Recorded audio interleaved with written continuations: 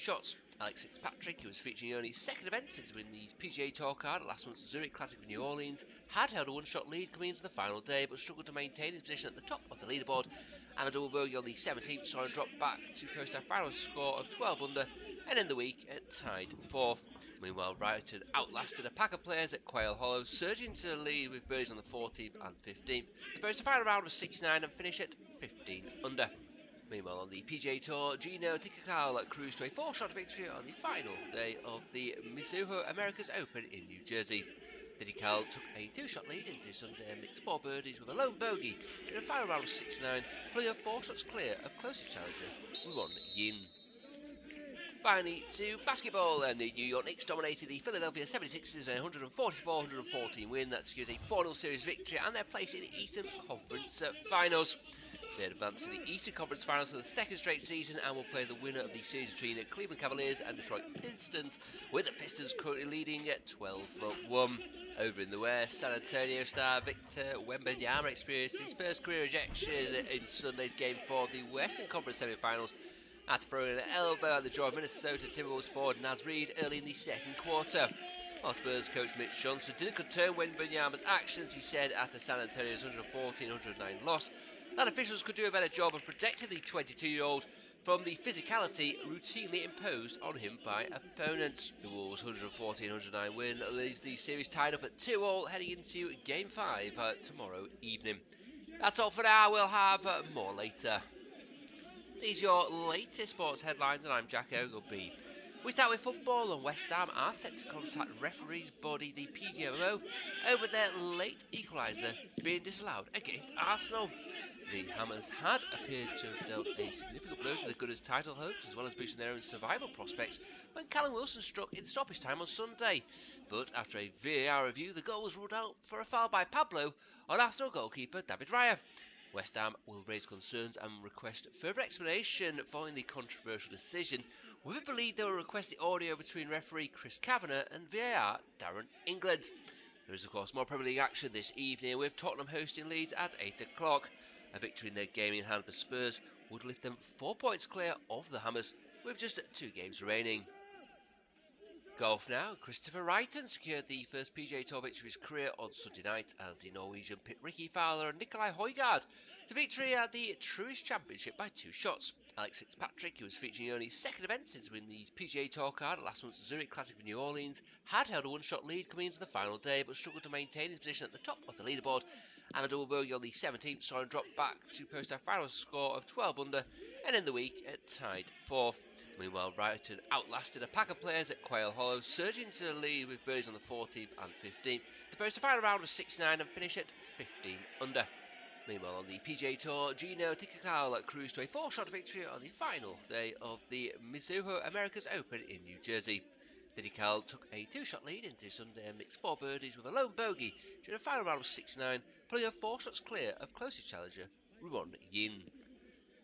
Finally, to basketball, and the New York Knicks dominated the Philadelphia 76ers in a 144-114 win that secures a 4-0 series victory and their place in the Eastern Conference Finals. They advanced to the Eastern Conference Finals for the second straight season and will play the winner of the series between the Cleveland Cavaliers and Detroit Pistons, with the Pistons currently leading at 12-1. Over in the West, San Antonio star Victor Wembanyama experienced his first career ejection in Sunday's Game 4 of the Western Conference semi-finals after throwing an elbow at the jaw of Minnesota Timberwolves forward Naz Reid early in the second quarter. While Spurs coach Mitch Johnson didn't condone Wembanyama's actions, he said after San Antonio's 114-109 loss that officials could do a better job of protecting the 22-year-old from the physicality routinely imposed on him by opponents. The Wolves' 114-109 win leaves the series tied up at 2-all heading into Game 5 tomorrow evening. That's all for now, we'll have more later. These are your latest sports headlines, and I'm Jack Ogleby.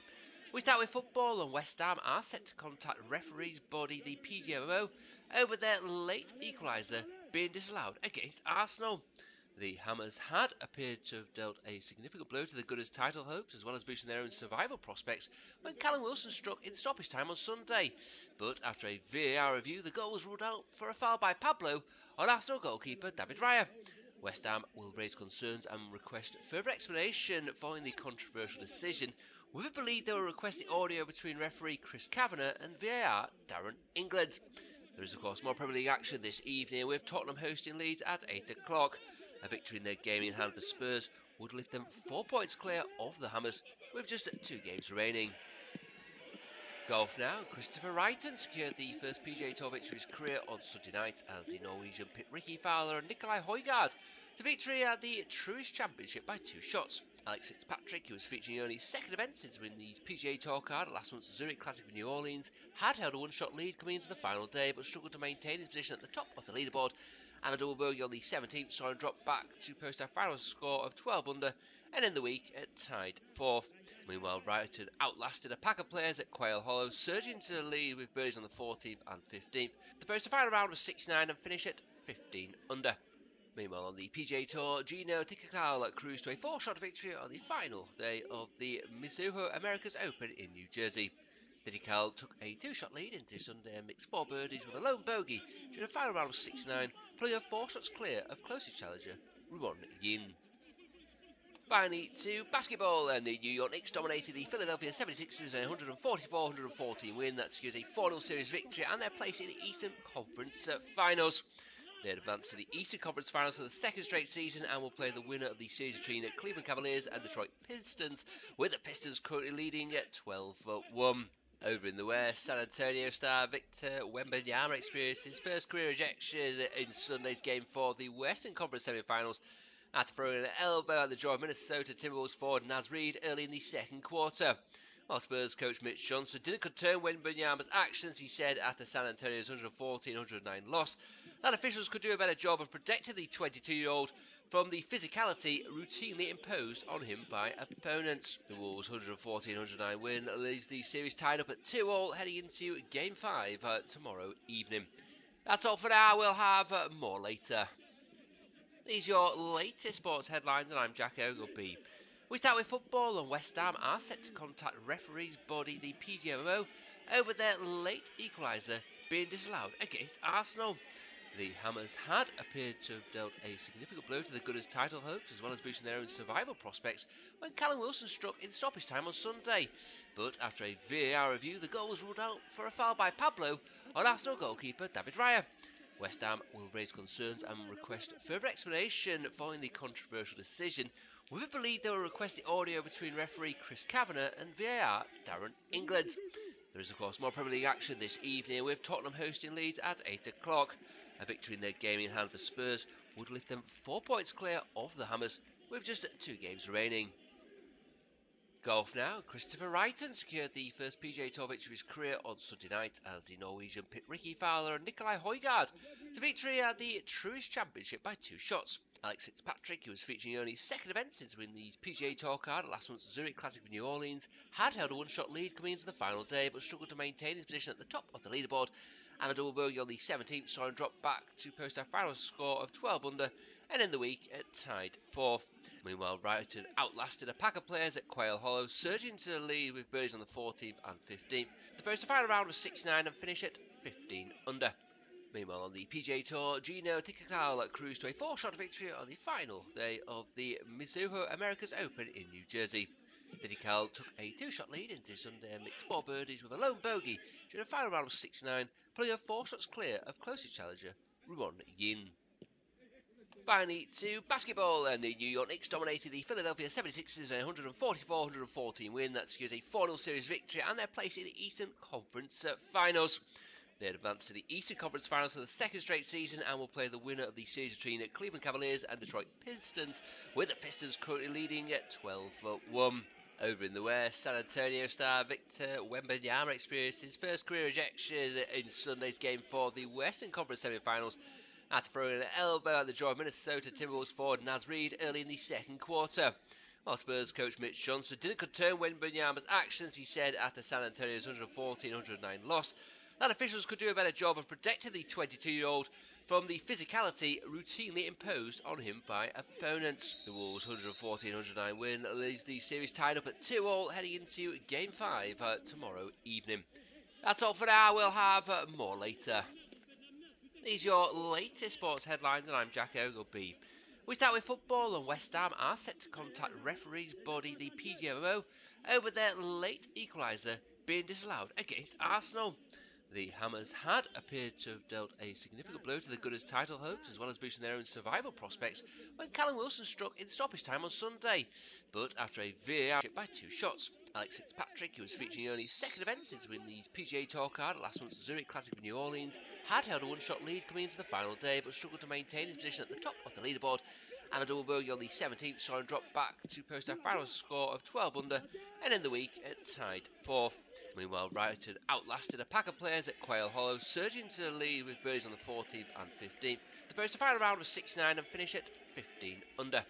Meanwhile, on the PGA Tour, Gino Tikakal cruised to a 4-shot victory on the final day of the Mizuho Americas Open in New Jersey. Tikakal took a 2-shot lead into Sunday and mixed 4 birdies with a lone bogey during a final round of 6-9, pulling her 4 shots clear of closest challenger Ruon Yin. Finally, to basketball, and the New York Knicks dominated the Philadelphia 76ers in a 144-114 win that secures a 4-0 series victory and their place in the Eastern Conference Finals. They had advanced to the Eastern Conference Finals for the second straight season and will play the winner of the series between Cleveland Cavaliers and Detroit Pistons, with the Pistons currently leading at 12-1. Over in the West, San Antonio star Victor Wembanyama experienced his first career ejection in Sunday's game for the Western Conference semi-finals after throwing an elbow at the jaw of Minnesota Timberwolves forward Naz Reid early in the second quarter. While Spurs coach Mitch Johnson didn't condone Wembanyama's actions, he said after San Antonio's 114-109 loss that officials could do a better job of protecting the 22-year-old from the physicality routinely imposed on him by opponents. The Wolves' 114-109 win leaves the series tied up at 2-all heading into Game 5 tomorrow evening. That's all for now. We'll have more later.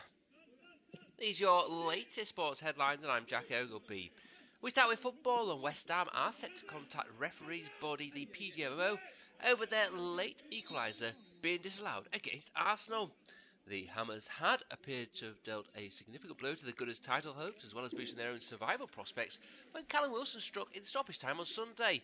But after a VAR review, the goal was ruled out for a foul by Pablo on Arsenal goalkeeper David Raya. West Ham will raise concerns and request further explanation following the controversial decision, with it believed they will request the audio between referee Chris Kavanagh and VAR Darren England. There is of course more Premier League action this evening, with Tottenham hosting Leeds at 8 o'clock. A victory in their game in hand for Spurs would lift them 4 points clear of the Hammers, with just 2 games remaining. Golf now. Christopher Wrighton secured the first PGA Tour victory of his career on Sunday night as the Norwegian picked Ricky Fowler and Nikolai Højgaard to victory at the Truist Championship by 2 shots. Alex Fitzpatrick, who was featuring only his second event since winning the PGA Tour card at last month's Zurich Classic of New Orleans, had held a one-shot lead coming into the final day, but struggled to maintain his position at the top of the leaderboard. And a double bogey on the 17th saw him drop back to post a final score of 12 under, and in the week tied 4th. Meanwhile, Brighton outlasted a pack of players at Quail Hollow, surging to the lead with birdies on the 14th and 15th to post a final round of 6-9 and finish at 15 under. Meanwhile, on the PGA Tour, Gino Tikakal cruised to a 4-shot victory on the final day of the Mizuho Americas Open in New Jersey. Tikakal took a 2-shot lead into Sunday and mixed 4 birdies with a lone bogey during a final round of 6-9, pulling her 4 shots clear of closest challenger Ruon Yin. Finally, to basketball, and the New York Knicks dominated the Philadelphia 76ers in a 144-114 win that secures a 4-0 series victory and their place in the Eastern Conference Finals. They had advanced to the Eastern Conference Finals for the second straight season and will play the winner of the series between Cleveland Cavaliers and Detroit Pistons, with the Pistons currently leading at 12-1. Over in the West, San Antonio star Victor Wembanyama experienced his first career ejection in Sunday's game for the Western Conference semi-finals after throwing an elbow at the jaw of Minnesota Timberwolves forward Naz Reid early in the second quarter. While Spurs coach Mitch Johnson didn't condone Wembanyama's actions, he said after San Antonio's 114-109 loss that officials could do a better job of protecting the 22-year-old from the physicality routinely imposed on him by opponents. The Wolves' 114-109 win leaves the series tied up at 2-all heading into Game 5 tomorrow evening. That's all for now. We'll have more later. These are your latest sports headlines, and I'm Jack Ogleby. We start with football, and West Ham are set to contact referees body the PGA over their late equaliser being disallowed against Arsenal. The Hammers had appeared to have dealt a significant blow to the Gunners' title hopes, as well as boosting their own survival prospects, when Callum Wilson struck in stoppage time on Sunday. But after a VAR review, the goal was ruled out for a foul by Pablo on Arsenal goalkeeper David Raya. West Ham will raise concerns and request further explanation following the controversial decision, with it believed they will request the audio between referee Chris Kavanagh and VAR Darren England. There is, of course, more Premier League action this evening, with Tottenham hosting Leeds at 8 o'clock. A victory in their game in hand for Spurs would lift them 4 points clear of the Hammers, with just 2 games remaining. Golf now. Christopher Wrighton secured the first PGA Tour victory of his career on Sunday night as the Norwegian pit Ricky Fowler and Nicolai Højgaard to victory at the Truist Championship by 2 shots. Alex Fitzpatrick, who was featuring only his second event since winning the PGA Tour card at last month's Zurich Classic of New Orleans, had held a one-shot lead coming into the final day but struggled to maintain his position at the top of the leaderboard, and a double bogey on the 17th saw him drop back to post a final score of 12 under and end the week at tied 4th. Meanwhile, Wrighton outlasted a pack of players at Quail Hollow, surging to the lead with birdies on the 14th and 15th to post a final round of 69 and finish at 15 under. Meanwhile, on the PGA Tour, Gino Tikakal cruised to a 4-shot victory on the final day of the Mizuho Americas Open in New Jersey. Tikakal took a 2-shot lead into Sunday and mixed 4 birdies with a lone bogey during a final round of 69, pulling her 4 shots clear of closest challenger Ruon Yin. Finally, to basketball, and the New York Knicks dominated the Philadelphia 76ers in a 144-114 win that secures a 4-0 series victory and their place in the Eastern Conference Finals. They had advanced to the Eastern Conference Finals for the second straight season and will play the winner of the series between Cleveland Cavaliers and Detroit Pistons, with the Pistons currently leading at 12-1. Over in the West, San Antonio star Victor Wembanyama experienced his first career ejection in Sunday's game for the Western Conference semi-finals after throwing an elbow at the jaw of Minnesota Timberwolves forward Naz Reid early in the second quarter. While Spurs coach Mitch Johnson didn't condone Wembanyama's actions, he said after San Antonio's 114-109 loss that officials could do a better job of protecting the 22-year-old from the physicality routinely imposed on him by opponents. The Wolves' 114-109 win leaves the series tied up at 2-all heading into Game 5 tomorrow evening. That's all for now. We'll have more later. These are your latest sports headlines, and I'm Jack Ogleby. We start with football, and West Ham are set to contact referees body the PGMO over their late equaliser being disallowed against Arsenal. The Hammers had appeared to have dealt a significant blow to the Gunners' title hopes, as well as boosting their own survival prospects, when Callum Wilson struck in stoppage time on Sunday. But after a VAR review, the goal was ruled out for a foul by Pablo on Arsenal goalkeeper David Raya. West Ham will raise concerns and request further explanation following the controversial decision, with it believed they will request the audio between referee Chris Kavanagh and VAR Darren England. There is, of course, more Premier League action this evening, with Tottenham hosting Leeds at 8 o'clock. A victory in their game in hand for Spurs would lift them 4 points clear of the Hammers, with just 2 games remaining. Golf now. Christopher Wrighton secured the first PGA Tour victory of his career on Sunday night as the Norwegian pit Ricky Fowler and Nicolai Højgaard to victory at the Truist Championship by 2 shots. Alex Fitzpatrick, who was featuring only his second event since winning the PGA Tour card at last month's Zurich Classic of New Orleans, had held a one-shot lead coming into the final day but struggled to maintain his position at the top of the leaderboard, and a double bogey on the 17th saw him drop back to post a final score of 12 under and end the week at tied 4th. Meanwhile, Wrighton outlasted a pack of players at Quail Hollow, surging to the lead with birdies on the 14th and 15th to post a final round of 69 and finish at 15 under. Meanwhile, on the PGA Tour, Gino Tikakal cruised to a 4-shot victory on the final day of the Mizuho Americas Open in New Jersey. Tikakal took a 2-shot lead into Sunday and mixed 4 birdies with a lone bogey during a final round of 69, pulling her 4 shots clear of closest challenger Ruon Yin.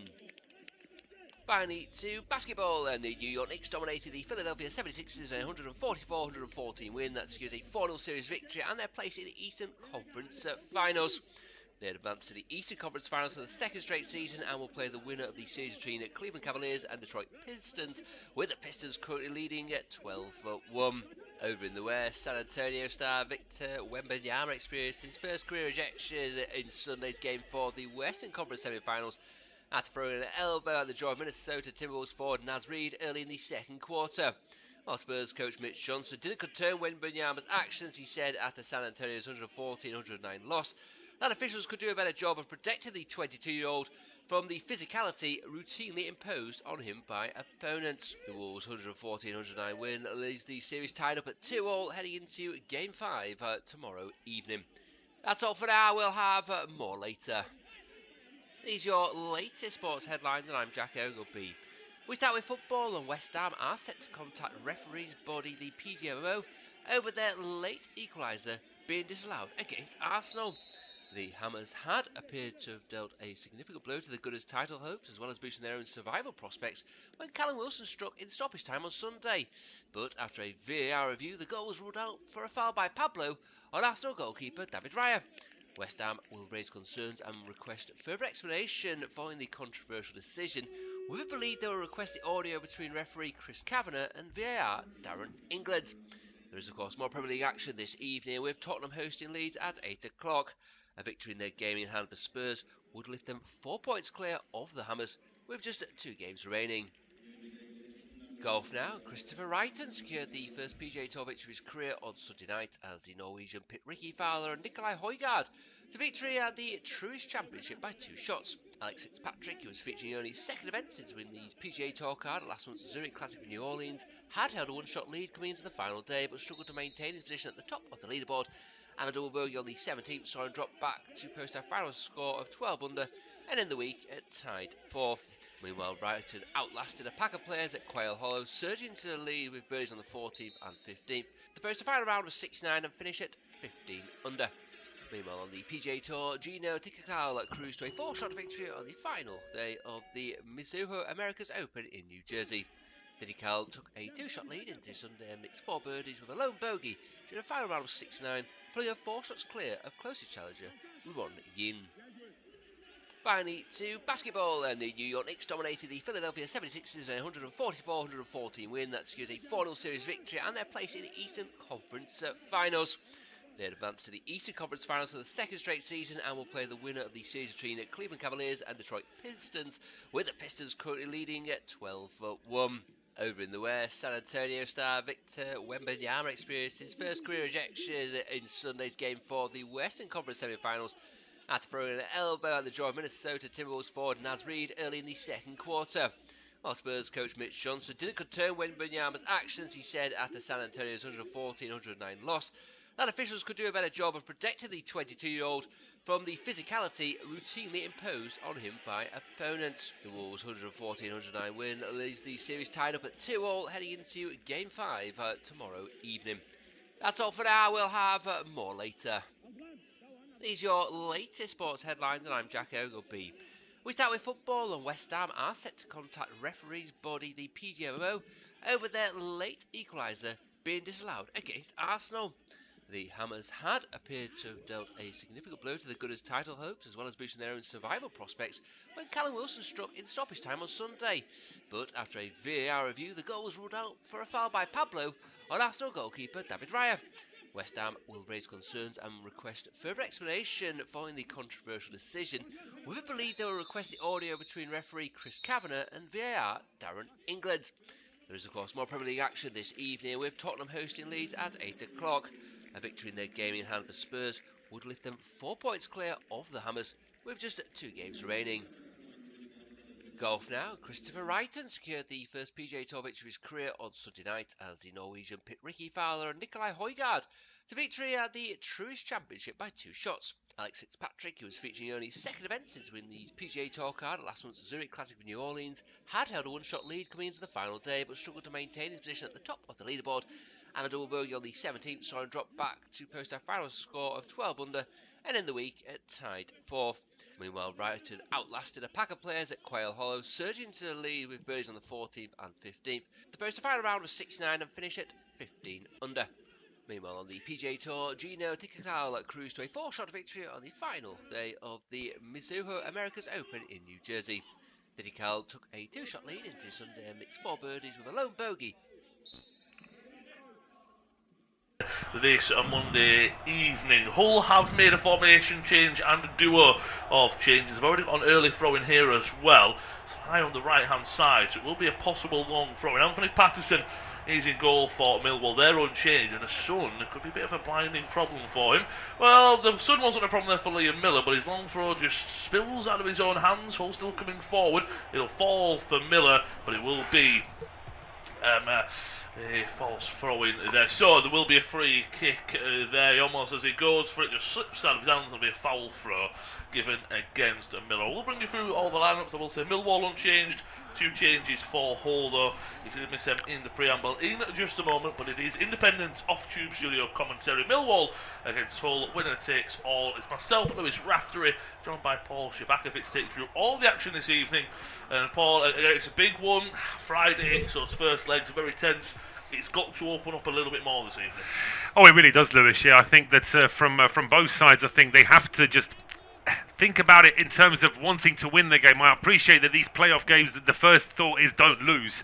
But it gets to the point where if you just have that don't lose mentality throughout, if the opposition suddenly score, even if it's out of a fluke or a bad refereeing decision or a mistake, then suddenly you've got to change your mentality on the fly, and that's going to be difficult. So I'm interested to see whether either side or both sides are going to have a slightly different approach, because the previous leg, it was a case of let's just not lose. I will say the stat, 15 shots to 6 were in favour of Millwall, but they both had the same XG of 0.56, so clearly showing that neither team really creating clear-cut chances. Down the left-hand side, Giles is tackled there by Aziz, out for a corner for Hull on the left-hand side. Quickly then the lineups, as I say, unchanged are Millwall. Hull out goes Gelhardt and Balumi, in comes Joseph and Ajayi in a formation change. Quickly, Patterson in goal for Millwall. Back for Leonard, Kramer, Skipper, Cooper and Sturge. Mazu, Sacco and Denore in the middle. Aziz, Negley and Ballo supporting Coburn. Corner is whipped into the front post. Header goes high and wide from Egan at the front post. So quickly for the Tigers, it's Pander in goal. A back three of Ajayi, Egan and Hughes. Giles off the left, Skipper Coyle off the right. Slater and Crooks in the holding positions. And Joseph, McBurney and Miller as a forward free. Samuel Barrett is the referee for all the action this evening as well. And I will say early on, it might be a really little thing, but the sun is directly in Anthony Patterson's eyes, so shots coming at him, crosses, the opening until maybe the sun goes out of the stadium or whatever. It could be awkward for him. It could be awkward. I think with the current timings, it's probably going to be an issue maybe for the next half an hour. It certainly shouldn't be an issue for the entire first half, and by the second half the sun would have gone down. But if anything that Hull can do, I mean, they've actually made the brighter start. They've just won the ball high up the field as well, and here they go again. Down the right-hand side, Miller takes it past Kramer, gets it back, so he wants a throw-in, I believe the linesman, yes, he has given it for Hull. So again, speaking of a long throw-in, unless Miller does mess it up once again, a chance. Well, Miller's got a bandage on his hand, so I mean, he was actually pointing at the bandage when he messed up the previous throw, so I don't really see the logic of him, I mean, unless Hull really have nobody else. But as I say, he's getting a nice new den welcome from those Millwall fans behind him as well. Yeah, I won't repeat anything. Myself and Paul, what they say, they've got a smile on their face as well, though, but Miller will throw it in. That's a much better one. Flicks on at the front post, headed away, and then Aziz tries to clear it. They can only clear it to the other side for a throw in. My assumption might be Giles might take this one, so we know Miller's going to go all the way across. Yeah, he's the long throw man this evening, Liam Miller, the Canadian international. But what he's going to try and do this time, that was a much better throw. It was flicked on by McBurney at the near post. Just needed a second whole head to get onto the end of it. It's a shorter throw this time. Takes a short one, looking for Joseph. Maybe that's a better option. And then if it does fall for Miller, he might whip one into the box. He doesn't. Giles does. Lovely ball in, headed away by Cooper. Only as far as Miller. They'll fall at the back, but it's quickly played out to the right. Ball poked into the box. Headed away by Sturge, and then out to the left side to Ballo. So possibly a counter here for Millwall. Ballo, he's just meets Coyle there. He wants a free kick. I do believe the referee's pointed forward. I thought that was more of a collision, if I'm honest, but I can see where the referee's given. Yeah, I can as well. To me, I would have said that the two of them ran into each other there, but obviously the referee felt as though that was a bit more intent from the Hull man. Just a free kick without a yellow card, but a chance for Millwall to finally get the ball over the halfway line. It will be. The Hull, as Paul rightfully pointed out, we're just over 5 minutes in. Definitely started the brighter and the better. That formation changes I always like to look at it with a back three, back five, however you do like to look at it. It can be really positive or really negative in terms of can the wing backs get in behind or can the attackers get in behind them. Ball floated into the box, it's nodded away only as far as Negley. That's a poor touch, and now Hull are going to drive forward. Crooks trying to find a ball forward, deflected away. It's rolling out Mizuho trying to get there. He'll do ever so well. Applauds there for getting there for the defensive midfielder. I think a lot of players might have given up on there. He just got his studs on it right on the line and stops it going out. I will say Hull have had the better set pieces, and maybe the reason they've gone is they've got now a big back three and McBurney, so maybe they have more numbers over Millwall for set pieces, because Millwall defensively and defensively, you'd back them defending and attacking set pieces. Yeah, I would say so. I think that the back two as well, Kramer and Cooper are a very safe pair, I think, as a defensive back, as the defensive pairing. And for me, I think the most important thing for Millwall in these early stages is just to try and get that ball away as quickly as possible, because I think that whilst Hull have got the numbers up front, if they do lose the ball high up the field, that's when Millwall can try and hit them. And there is some pace in that front line with Ballo and Aziz as well. Really good. They are old school. They're all the best ways, just old-fashioned wingers get goals, dribble, the direct. I really do like watching both the Millwall men. I mean, if one of them is on the ball now, Ballo into Sturridge. That's a poor pass. Looking for Negley. They just haven't really got going yet of Millwall, and at the moment, I think a little bit shocked maybe to the start that Hull have made. They're on the ball now with Cooper, but at the moment, just approaching 7 minutes on the clock at the Den. If you're not joining us, warm or welcome. It is still goalless. It is really low, but Hull have been the much better side. And maybe this formation change, at the moment, it is working. Long ball from right to left, looking for Sturridge, nods it on, with a fall for Ajayi, but Hull look a bit more up for it than Millwall do. Yes, they do. I think the early stages they do look better for Hull. There's a foul on Joseph there from Cooper. That will be a free kick to the Tigers. Just to remind you, as well as this game, we also have another game involving a side from London and a side from Yorkshire, albeit North London against West Yorkshire. It's Spurs against Leeds in the Premier League, and that is also an 8 o'clock kickoff. That's available on our service, and anything happens in that game, we will let you know. Of course, West Ham will be hoping that Leeds can do them a favour, but it is looking pretty difficult for West Ham now. If as long as Spurs avoid defeat this evening, you'd imagine that they should be able to get it over the line. But here come Hull now, long ball down the right hand side into Coyle, trying to force the corner, but that's good work initially from Ballo before he gives it away. He does give it away right back to the skipper Coyle. I do think as well, having the Coyle and Giles in terms of the wing backs, they're very good options, if I'm being honest. I think sometimes at full back they do get caught out, but if anything, going to this formation is going right, we've got really strong wing backs. That's only going to help them. Hull at the back with Crooks on the ball. Again, I don't know if maybe, look, this is one of the biggest games for Millwall in recent memory, realistically. So maybe the pressure is getting to the players, but a lot of teams do find their way into the games. Left-hand side, Giles whips it in. It's a poor clearance. It's not even cleared by Cooper. Leonard clears it away. He thinks he clears it off. Ollie McBurney, the referee says no, it's a corner. So Millwall continue. I think nervousness and a poor start from the hosts. Yeah, they just seem to be a little bit tentative, don't they? They're not really sort of commanding midfield at all. They're allowing Hull to get into the game, and I think looking at that replay, it probably is the right decision. That should have been a corner, and it's going to be an in-swinger here from Regan Slater. There'll be an opportunity in this first half. Millwall in the usual navy and white going from right to left. Hull, the Tigers, in their orange and black left to right. So as we see it, far side and in-swinger, as Paul said, right into the box. It's a strike off the head there of Egan at the back post. I want to say it's at the goalkeeper there. Might have been Charlie Hughes. There were a couple of players at the back post. Hughes just gets away from his man. It was Kramer as well. Good battle between the two. But he just jinks left, right, and Kramer can't keep up with him. He does get the header, but he doesn't really get the connection he wants. He doesn't, but Kramer was always just holding on to him enough just to make it more difficult. Now, as we were seeing a replay of that last corner kick for Hull, we actually have our first booking of the evening. It's going to be John Egan picking up the yellow card. And the reactions of those Millwall fans on that far side, they weren't happy because that was a strong challenge there on Negley. It was, and it was a late one as well, and not a high one in a sense, but he doesn't jump off his feet, but it does really go through in Negley as well. So first yellow card of the game, and I know Hull have been on top, but maybe that's something that just calms this game down. Once again, it's a free kick just inside the Hull half, but as Paul said earlier for the early one, they are going to try and almost float this into the box. I say Hull have got a high line, but with how far away the free kick is, it's not exactly a really high line. Of course, Cooper and Kramer, we've already spoken about, there will be real menaces from set pieces. Actually played shot to the right hand side to Aziz, and that is as poor as it gets because he is in an offside position. I I'd like to watch a replay. I don't know if the pass played too late, is a run made too early. Azizi's off the entire time. Never onside. And the fact that he even has the nerve to sort of shake his head at the linesman and say, "Lino, what are you doing? Where have you got that from?" Well, the linesman was watching Aziz, and he was never in an onside position. So, yeah, I mean, unfortunately, that does sum up the first 10 minutes for Millwall in this game. They haven't really arrived in this game as yet. And if anything, Hull need to probably do a little bit more to really compound this good start, because you just imagine that at some point Millwall are going to have to improve. 100%. It was very similar. We were talking yesterday. We covered the Notts County and Chesterfield game. When you're on top, you need to get your goal realistically, don't you? Hull will, first 10 minutes have been better. They don't have to do it now. They will get time in the game later on with their momentum. But you've got to strike while the iron's hot, almost. And you're right, Millwall, they'll get their time. They'll find their feet. They will get comfortable in this game. And if anything, you just need a few attacks, don't you? You need to just... It's a big game and a big moment, and I think at the moment, I did watch the game on Friday night, it's almost that Hull in front of their fans were a bit nervous and Millwall felt a bit more confident, and it's kind of vice versa. Hull are coming, they've got their away support, they're the ones going, right, let's put on a show for the travelling fans, and Millwall are a little bit like, oh, we don't want to make, as you said, we don't want to make a mistake early on. No, and I think it's that mindset, whether or not Millwall can break out of that quickly and sort of take the risk of a mistake, but also the risk of actually trying to get up the field and putting some pressure on this whole team, because so far it has been a little bit too easy for Jakirovic's side. They're away there on the left-hand side by Hughes, out for a throw-in.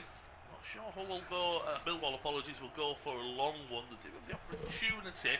Leonard... I think he's asking, what are we going for here? He's holding up for a second, and well, Cooper and Cranmer are staying back, so my assumption is that we'll try and go short. He goes quite long into the box, if you will, into Coburn. He's the only one in the penalty area, though. It's nodded away by Egan and then cleared even further away by Miller. Back with Cooper, that's a heavy pass into Cranmer. He gets there first and tries to switch it to the left. Looking for Sturge, he was being carried and closed down, and just has to quickly get the ball, so he switches it out of play, switches out to left-hand side and out of play at the same time. Already seen Alex Neil on the sidelines. Of course, Sergei Jakirovic, he actually does sit down and gets back up, whereas Alex Neil will be practically there, right on the edge of his technical area for most of, if not the entirety of the game. 12 and a half minutes gone at the Den. It's Millwall 0, Hull 0, but the Tigers have definitely made the better start. We just saw a start of percentages in which final third, 8% in the Hull third, if you will, middle of the pitch, 42%, I believe it was 49, it was high 40s if anything for the Millwall side. Ball forward, Ajayi clears it away and out for another throw-in for Millwall. And I'm not saying the formation change has taken Millwall by surprise, but they're unchanged, and I know that Alex Neil will have prepared them for this and that, but maybe they just think, oh, well, in the last game I was doing this, I was doing that, and it's a little bit of a tweak that might have shocked a few people. Yeah, I think it's always difficult to make too many changes when you've got such short amount of time between the first and second legs. Of course, they're going to have nearly 2 weeks before the final, whichever one of these two sides gets through. But there isn't much time when you consider the travelling as well. You really don't want to make things too complicated, but if you just leave things exactly as they are, and the other side have changed, well, they've got that little spring in their step from having the new ideas, and it may well be that because of that, Millwall have just gone into the game a little bit sort of flat-footed, a little bit just sort of almost waiting for the game to sort of arrive, whereas actually Hull have tried to take it to Millwall, but the last few minutes things have levelled off a little bit, I would say. They have, and we're yet to, I know we're only early on in this game, but we've had 2 full 90s in the Championship playoff semi-finals. We've yet to get a goal, of course. Middlesbrough Southampton was goalless. That's on tomorrow evening. Catch that on the service. And you're quite correct, Paul. 12 days from tonight, so there will be Wembley 3 p.m. kick-off. So a lot of time to prepare. I think if anything as well, and you said this yesterday in the League 2 playoff semi-final, the EFL do like the teams to be a lot more prepared for the playoff final. But I think it was Jakirovic who said this. He said, I'd rather have maybe an extra 2 or 3 days ready for the second leg. Ball into the box, just headed away there by Cooper. He said, I'd rather maybe have an extra 2 or 3 days for my second leg than have more time. Yeah, I think all managers would probably have an opinion that when you consider how busy the EFL season is, to suddenly have the biggest game of the EFL season with a 12-day gap, that's something that doesn't happen at any other time in the season. You could argue it means the players are more rested, but it's also a different routine, that match sharpness. They may have a sort of behind closed doors friendly in the meantime as well, just to try and keep everybody sharp. But in the meantime, Hull have won themselves a corner. It's the first time in a good few minutes actually they've got near the Millwall penalty area, but there's a bit of pushing and shoving here for Sam Barrett to try and deal with. It's Leonard and McBurney, who he's just called over to have a few words with. Of course, it's the usual, of course, the big one yesterday at the London Stadium. The talking point is going to continue regardless. There's wrestling, there's pulling there. Corner comes in, it's an outswing, a ball into the box, it's headed on. Nearly a back heel at the back post. Once again, it was Hughes getting his head on it, and it's just, didn't quite catch it, was at the back post. He's trying to flick it on. His header was going wide. I believe it's Crooks just. It would have been very awkward. It would have been a really good piece of play. Oh, it would have. I mean, Hughes is finding every header when these balls are coming in. He's always in the right spot, and so yeah, I mean, it would have been a very elaborate goal for Matt Crooks to score there, but he missed the back heel. And it was a good delivery. And again, I think at the moment, if you look at the three players for Millwall, big ones in Kramer and Cooper from set pieces, I'd say Coburn as well. Millwall, now Hull are outnumbering at them, so I think they'd say Hughes is one getting on the end of him, but if it weren't Hughes, maybe someone else would find a bit of space. Maybe Egan would find a bit of space. Ball forward down the left hand side. Miller goes down and wants a free kick. Referee says no. The North comes forward looking for the ball for Negley. It'll fall kindly. Forward comes the Millwall number 10, and they are coming forward now. The Lions, couple of touches, great tackle by Giles, and it's picked up there in the middle by Slater. Back to the goalkeeper, who swiftly plays it out to Coyle. And Millwall, even coming forward there was more black and orange jerseys getting back than the navy ones there. Yes, there were. There weren't enough Millwall players going forward, and before they even had a chance to try and get forward, of course, they lost the ball and Hull have it back. But now Millwall do win it again in midfield.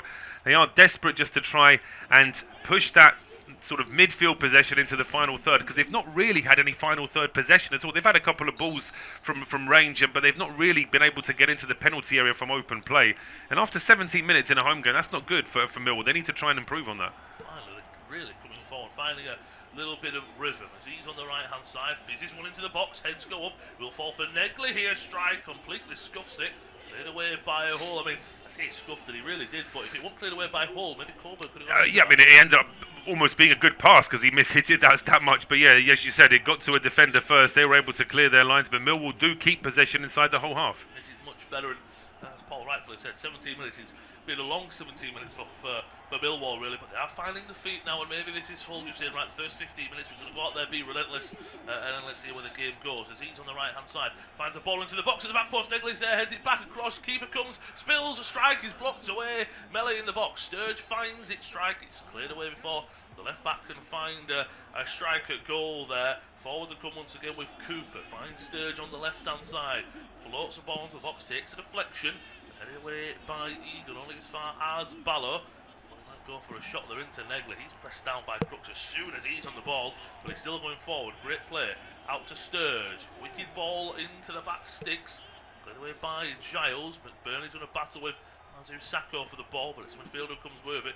Cooper's driving forward. Denore nearly open up for a strike, but he'll find a nice ball out on the right hand side to Aziz. You know what he wants to cut inside and find a cross. Left and right, puts Giles on his backside, still going, strike comes in, saved well by Pander, much better from Millwall. Header comes in and it's cleared away by Coyle. This is the response that Millwall would have wanted. Poor start, but this is really good for us. Much better, and as you say, they've finally been able to cause a bit of confusion in that whole penalty area, scramble on the line. Millwall very close to taking the lead there, so for all the superlatives we've had for how well Hull have started this game, it's actually Millwall that have been closest to scoring now. We've praised them correctly, as Paul said in the opening, just like 19 minutes, well, the opening 15 minutes really for what Hull would do, but now Millwall have found the feet. It's an absolutely packed out den this evening, so I can imagine they will be very much in a vocal force. We've already seen the away section for Hull. They've took a great number of travelling fans as well, so they will be loud, but at the moment you can see the Millwall fans are trying to get their team going. That's exactly what they're doing. Possession in the last 5 minutes, 74 to 26 in favour of Millwall. Possession in everything, but what they're doing with it is very nice from Millwall. Just a quick update elsewhere. Still goalless at the Tottenham Hotspur Stadium. As Paul said, we'll do our best to keep you updated on that game this evening on this service. Ball from right to left, looking for the run of Aziz.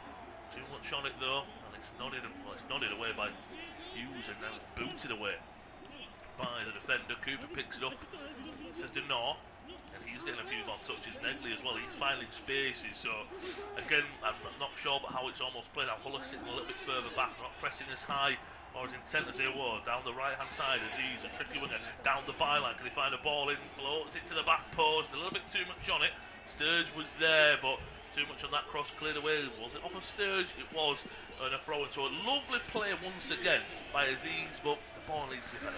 It does need to be better from Aziz. I think once he gets into that position, he's got to put a little bit less height on that one. Really, there wasn't too much for those players in the middle. Now we're getting a replay of the chance where goalkeeper comes out. It's not the most confident of attempts there from Panda, and he's got to be very thankful there to the man on the line. I think it was Slater. Yeah, I believe it was. It wasn't one of the defenders. It's a midfielder who's bobbed in at the back there, and it was going in. It beat the goalkeeper because as usually Panda came out to deal with Coburn, and he won it. But then he's also himself almost tangled up with the Millwall forward there. So that was a shot on target. He's beaten the goalkeeper, but not beaten the last man on the line. Just over 20 minutes, about 21 on the clock at the Den. Millwall 0, Hull 0, but a much better last 5 to 7 minutes, if you will, from the horse. We're on the ball now with Mizuho to the feet of Kramer. So it's almost that back two, and the two defensive midfielders of Mizuho and Denori, they dropped deep to get on the ball, tried to progress it. Touches in the final third, and the first 15 minutes free for Millwall since the 16th minute, the last 5 minutes, 22. So I know that's always a bit of a different start, but that shows they're getting into the box, they're getting touches in there. They are. After a very nervous start, they are starting to see a lot more of the ball, and a little bit of physicality here from Hull once again. That slide from Egan that got him a yellow card earlier on, and now Crooks bumping into Mizuho when he didn't really have to. It was a late one, but he also didn't really pull out that it wasn't a 2-foot or anything like that, but he could have easily pulled out from that. Headed on by Sturge, well played by Coburn, finds it into the feet of Negley, continues to drive forward, out to Aziz on the right hand side, just inside the penalty box, once again down the byline, ball comes in, deflected away, out for a corner. That was really good play by Coburn. He just showed the defender the shoulder, then rolled him almost, and nearly had a chance from Aziz cross, and now a corner. He's such a tricky player, Aziz. He was very difficult. He always lost the ball, and he still managed to get it back. He was still able to get it out towards Aziz on the right hand side. But Negley is a very, very difficult player to deal with. Millwall third in the league behind Southampton and Coventry in terms of set piece goals this season. Broadcast is already straight away on Cooper and Kramer, which I can imagine one of them will be almost a decoy, one of them will be the target. It just usually works one off of the other. It will be from the far side, there will be an in-swinger from Aziz. Packed out 6-yard box once again to the front post, just over the head of Leonard. Keeper comes and punches it, and a strike outside the area from Negley goes wide of the target.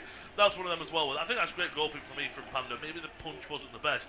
It's just over the head of Leonard. If he gets that, the keeper looks a little bit silly, but it was just a little bit over the head of Leonard. Yeah, he does. I think he has to go for it though, because as you say, if he stays on his line with the defender getting that close to the ball, then he really can't. He's got to try and make some sort of intervention there. Otherwise, just as inviting an easy header from a few yards. So it will be a goal kick for Hull. A good 23 minutes we've had here at the Den. Hull control the first 10 or 15 minutes. It has really turned around since then. Millwall have beaten the side on top. They've created the best chance. Ballow's strike was cleared off the line by Regan Slater. But let's say just over halfway through the first half at the Den. Independent off-tube studio commentary of this playoff semi-final, second leg. It's Millwall 0, Hull 0. I'll pass you over to Paul to take us through to half-time. Thank you very much, Lewis. Yeah, so it's a throw to Millwall now down the right-hand side, and certainly looking at the side on top, we've got a little sort of graphic here to show us that the first 15 minutes pretty much all Hull City, and then the next 7-8 minutes have been pretty much all Millwall in terms of them trying to push forward into the final third, and they're doing so again now. Ball headed on by Aziz towards Coburn, is hooked clear by Giles, and it's volleyed by Leonard back towards the Hull City penalty area, but it's been quickly cleared up by Coyle towards the right-hand side here for Joseph. He's having to hold it up. He was being well marked by Sturge, plays it back towards Crooks.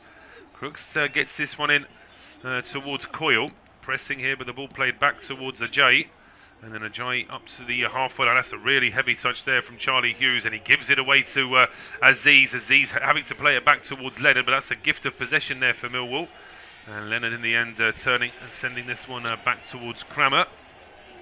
Kramer square to Cooper as the home side just quite happy to keep the ball pressing there from McBurney, but Cooper with a long clearance over the halfway line. That one's hooked up in the air by Giles. It bounces in midfield. It gets through towards McBurney. He feels as though he might have been brought down. Referee disagrees. Negley now has it for Millwall. Chance to get forward down the left-hand side. He brings Sturge into the move as well. Sturge into the penalty area. Cross comes in. It's deflected away by Coyle, and it's out for a corner. Good play once again there. I think it's a good decision from the ref. I don't think it's a foul personally. I could see some referees would have done that, but credit to Samuel Barrett there. And once again, Millwall, because they're warm to the ball now, they're making those passes better. And you can always see that they want to put crossing, because first of all, obviously if it goes to Coburn, great. If it's deflected away, then win a corner, so bonus as well. Yeah, absolutely. It does give them that second option. And again, referee just keeping an eye on things. With the hot topic of yesterday's Premier League game and the VAR review, I actually think I agree with what some of the pundits were saying. Just referee, stop talking to the players. Just let them do their own thing. If they want to give penalties away or free kicks, that's their choice. But the ball outswinging, quite a flat outswinging ball, is easily dealt with and cleared out of the penalty area. It's McBurney now driving that ball through the middle. The idea was to pick out the run of Miller, who was charging down the right hand side. It was a nice idea from McBurney, but the pass does get blocked off in midfield. And now all of a sudden there's an overlap for Millwall down the right hand side, and there's space here for Denore to get into the penalty area, but he plays the ball behind his two teammates. Then there's a strong challenge at the edge of the area. Mizuho keeps it alive. Denore is there again. It's another really poor ball from the Belgian. This time he lifts it over everyone, and it just sails out for a goal kick. I think the problem we wanted to do there, and even saw Mizuho pointing. He plays the ball behind him, does Denore. I think he wants to go for Coburn in the box. He's not looking for Mizuho, but he points, and I think that's the ball. Play an overlap so then he can play, maybe even back for Denore, or even an on-running Aziz or someone like that. Once again, though, actually go back to Denore again. Yes, it's only Coburn in the box, but you're never going to find him with passes like that. No, absolutely not. That was overhit, and now Ivan Pandor is just taking a little bit too long with adjusting his socks and his gloves before he takes this goal kick. As I say, we're only 26 and a half minutes into this game.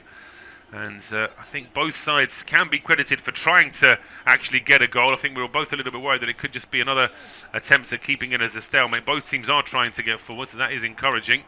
But I think we were saying this off air before kickoff as well. If it gets to, say, 60, 65 minutes and it's still 0-0, then it may get to the point where both managers, obviously not in league with each other, but both managers separately might think, well, actually, as long as we're not losing this game now, we can still get it to extra time. Yeah, 100%. You might just take the look at what penalties and the extra times, that lottery, if you will. And it's a problem as well for Hull. I think that's for the away side, they're happy because your fans are like, stay in the game, guys, stay in the game. Your home side will be thinking, no, go and finish it off. And that, you're right, the last 20, 25 minutes, depending on the score, it will really be it's not about what you can do, it's about what you can afford to not do with mistakes and things like that. Can we hit on the counter? Well, we can, but then if they get the ball, we could be hit on the counter. There'll be those little things in the back of the players' minds, as you say. No, it is, and I think that it is a difficult balance. And of course, even if both managers or one of the managers decides after 65 minutes, let's shut up shop, where there can still be a mistake, there can still be a slip, a refereeing error,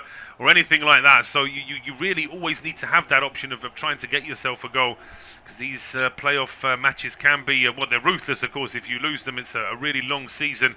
All for nothing, and of course it's potentially going to get even more complicated next year with the next two sides below, 6 and 7, 7 and 8 in the league are also going to be in the playoffs from next season as well. I must say, if they're going to do that, they should really introduce 3 up and 3 down in the National League as well. I've got my own sort of views on that, but ranting over about that because it's Millwall going forward now with Leonard. Oh, the ball towards the edge of there was the right one for Ballo, but he leaves it for an invisible teammate, and then it's quickly swept clear by Coyle up to the halfway line, where Joseph is going to try and get there ahead of Mizuho. He does get there ahead of Mizuho, but then he leaves the ball for Ballo. Then there's a sliding challenge there from Coyle. He wants to throw. He's not going to get it. Mill will have the throw there, but Ballo had a great chance at the edge of the area. I don't know if he just thinks maybe Sturge is further up than what he was and leaves it for him, but as you say, you need to take that touch, go for a strike. It might be blocked, but it was a nice ball into him. They've run a throw in here on the left-hand side as well, and you can see as well, because Ballo and Mizuho were trying to win that ball, little things that keep going. You see the fans on the feet, and that's what they can keep them on your side. No, absolutely. I think that's the kind of thing that they really do appreciate at the New Den. Long throw here from Sturge, headed away at the edge of the 6-yard box by McBurney. It's back with Zach Sturge again, rolling it in towards Negley, around 35 yards out, but he doesn't fancy a ball into the box. He actually goes all the way back to the halfway line, where Ryan Leonard is the last man back for Millwall. He pumps the ball back into the box. Miskicked clearance there from Coyle, and that presents the ball for Denore. Denore this time rolls it out towards the left-hand side. It's Sturge's ball into the box, takes a big deflection off McBurney, who's certainly helping out in defence in the last few minutes, and it's out for a corner. Yeah, they'll be the third corner out for Millwall, but that's what I say. It's what Sturge is looking for there is, it's not that I want a corner and I will just hope for a deflection. He wants to find his team. He's got Coburn in there, Cooper was making his way in there, but it's also that, look, we can get a set piece from a high throw-in or a set piece from a corner if they are blocked, and that's what, as you already spoke about, third best in the league, aren't they? So that's a strong point for them, but Aziz's ball was poor last time, needs to be better. Does need to be better. Aziz is going to send another flat ball across that. Oh, it's too flat. It's straight at the goalkeeper. It's such a floaty, slow ball. It's almost slow motion for Panda. He can see that coming a mile off. And he doesn't waste any time either. He boots this one long, straight down the field here for Liam Miller, who's the furthest forward here for Hull City. He turns away from Sturge. Sturge brings him down. And potentially that could even be a yellow because he's sort of slowing down an attack, although you can't really say that it was a counter-attack anymore. Just a free kick for Hull City in the end. They want to take it quickly, but in the meantime, Carl Joseph has been pushed over. I'm not sure what happened. Our pictures were looking at Sturge running away, and as soon as our cameras cut back to the broadcast, he's down. He's holding the top of his head. I'm not too sure. We'll watch the replay back now. He makes an early run. Cooper puts a hand out. Yeah, Cooper puts a hand out and catches him in the midriff, and Carl Joseph, I mean, in fairness, he has now got his hand across his stomach there, because initially I thought he was lying down like he'd had a head injury. Jake Cooper with a smile on his face as if to say, I don't know what he's on about, but the referee just having a quick word with the Millwall man, who's already got a big tear in his shirt as well. Sorry, I was just looking at that. I didn't know if that was a massive sweat patch. It looked like it was opening up, or so I mean, I can imagine actually, from the again, that just shows how much pulling and shoving there is. A jersey's being brought. It's not even the collar, is it? It's where the chest is. It's right above where maybe the badge would be in the middle of there.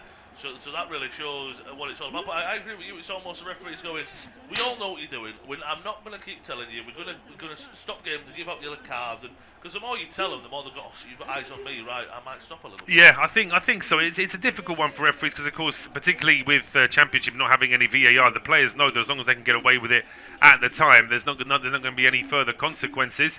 But it is a free kick to Hull City over on the right-hand side. It's closer to the halfway line than it is the penalty area. That's not going to stop Louis Coyle trying to send this ball as long as he can towards the edge of the Millwall penalty area. It's a real bunch of players to try and aim for there for Coyle. He lifts it, is landing around about the penalty spot, just over it. In fact, the ball is nodded clear. Then it's a miscued clearance there from Aziz, and it's out for a throw to Hull, but still close to the penalty area. It is, and it's an opportunity again for another long throw, really. I know Liam Miller's been on long throwing duty. Yes, it's going to be him again. They did that one good one where it's flicked on the front post, so if they can recreate that, they can get a chance. Certainly can. It's going to be Miller launching this one from the left-hand side. Puts a lot of distance on that one, but it's just a little bit too short, I still think, from where he wanted it to be. It's been only partially cleared. Miller's ball into the box this time. It's headed over the bar by Egan. But certainly the ball in from Miller's foot was better than the ball in from Miller's arms. Much better. But that's the problem where it was a poor, medium throw, can we call it at best? But that is why I also think you need to go, right, we want a long throw-in. Our long throw-in, he's not a specialist, he's not very good.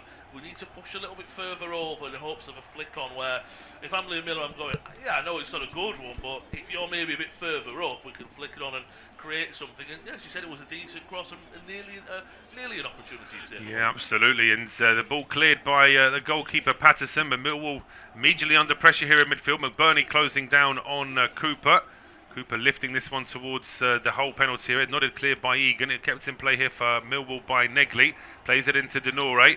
Down the right-hand side here for Aziz. He just about keeps it in play. Keeps that ball away from Giles. Back heels this into Leonard. His cross is charged down. That will be a throw to Millwall down the right-hand side. So it's becoming a bit more of an even half now, with both sides going up one end and the other. Yeah, and we're just, 34 minutes into the game. It was almost 15 and 15. Hull were the better side for 15, 15 to 30 Millwall. Now it's kind of calmed down, as you rightfully say, and another long throw-in coming up. Millwall usually better than they've taken it short. And they have taken it short. It's only played back towards the edge of the area. Now it's with Mazu Sako about 25 yards out. He's thinking about going for goal. He does in the end, but he needed to do that about 5 seconds earlier. It was so slow. It was so lethargic, and in the end, the effort wasn't particularly powerful either. No, it wasn't. It might have taken the nick off of someone as well to take power off. But as you say, it was almost just a pass of a shot, wasn't it? And not a real play. If you pass it and you put it in the top corner, that's different. It was a bit of a poor, and as you say, I don't mind if I'm a teammate of his. He was looking for passes, which is great, but I'm also thinking if he just takes a touch and goes, right, there's no pass, let me take another out my feet and have a shot. I don't think there's a lot wrong with that, because you would go, well, where should I pass to, and try and test the goalkeeper. I think that's almost a little bit of overplaying of let's get in the box. No wrong with a shot from there. No, absolutely. I think that sometimes players do just overcomplicate things, but now a long ball from right to left has actually put a bit of a hole in this Millwall defence. Giles now on the left-hand side puts a ball in for McBurney, and that's tipped over the bar. Well, that's the best chance that Hull have had in the game. McBurney getting ahead of the defender there, putting the header right towards goal, and it's a decent save from Patterson. Lovely ball in from Giles. As I said, it was a great ball over to him originally, as you pointed out. Just getting there at the front post, just getting in front of both Cooper and Kramer. It's a beautiful save from Patterson. It's right above him, but it's just the reactions of.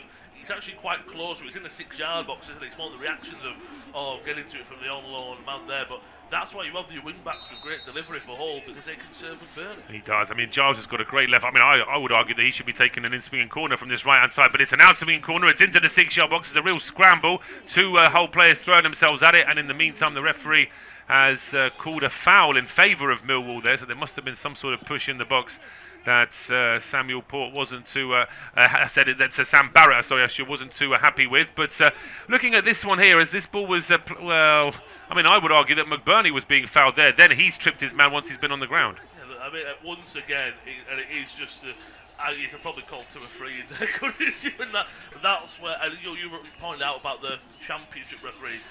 Whether what you think yesterday, people think it's a foul or not. It's more that there's 2 or 3 happening at the same time there for me. And for the championship, as you point out, it's even harder because you only get one look at it. You only do, and that's why I always wonder whether it's a good idea to put Premier League referees in charge of championship semi-finals, because Sam Barrett is used to having that VAR assistance. Now, of course, he would have known days in advance that there won't be any of that at this game.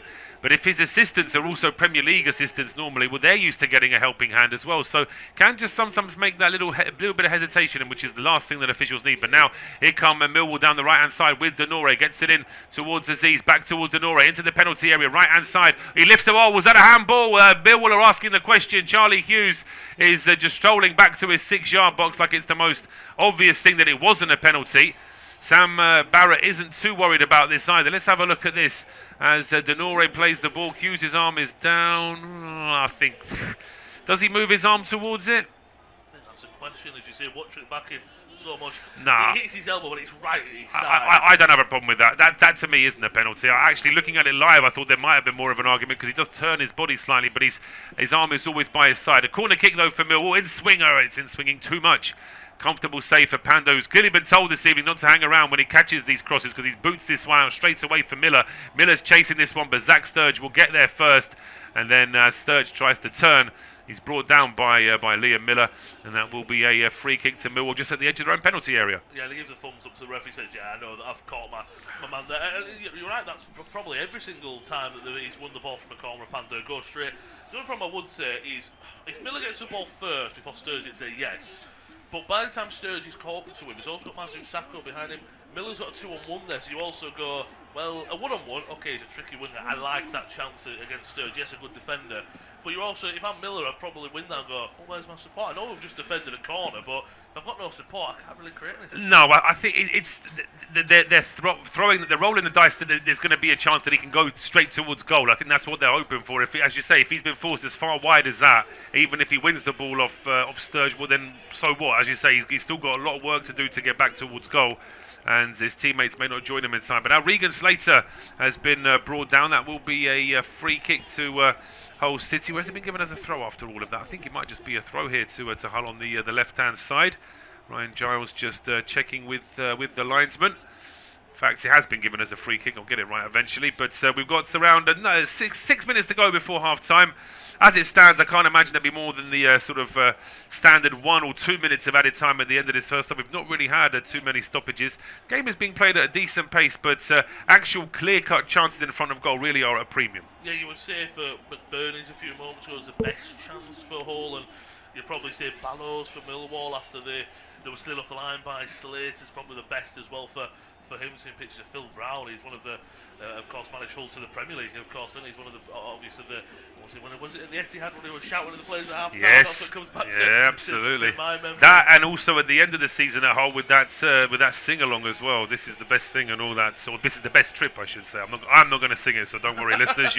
I would not dream of putting you through that kind of that torture. You absolutely don't deserve to hear that. But yeah, Phil Brown, I mean, of course, a big character in the Premier League and in the EFL, has worked pretty much in every league as well. That's what I like about Phil Brown. Even after he had his time with Hull, with Bolton, as Sam Allardyce's assistant for many years, he then went on to manage teams lower down the pyramid. Clearly a big football man, and he'll be very keen to see how his former side do this evening. He's on. It looks like he's on radio duties actually within the ground.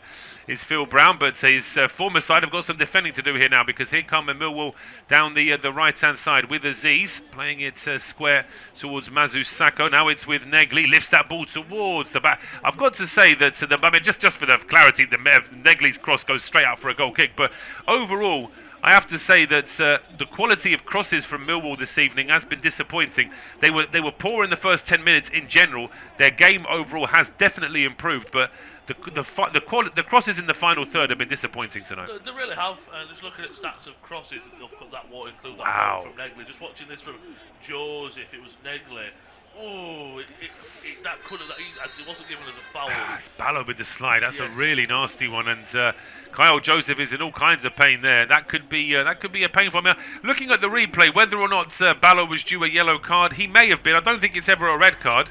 Doesn't stop Sergei Yakirovich asking the question of the referee. But Sam Barrett doesn't seem to be too moved for the time being. No, he doesn't. I think it's one of them as well, where, if I'm honest, I think that's where, if I'm Sam Barrett, because he would have seen the behind of it. You might need your linesman to help you out there, because he can see the front of the ball. So it's just a pause in play, waiting for that. But going back to the crosses, so now including that Negley cross, they've made 3 accurate crosses. 20%. I'm not saying you've got to get 80% of your crosses, but that's a really poor total. Yeah, 20% isn't good. The 40% for Hull isn't much better, but I just think with Millwall needed to get those balls into the box at a better quality when you consider just how long it took for them to get into the game. As we can see, the Hull City owner, he's up in the stands this evening, looking as nervous as ever. You'll know, of course, that his side, I mean, they were very close to the playoffs 2 seasons ago with Liam Rossigna. They were close to getting relegated into League One last season.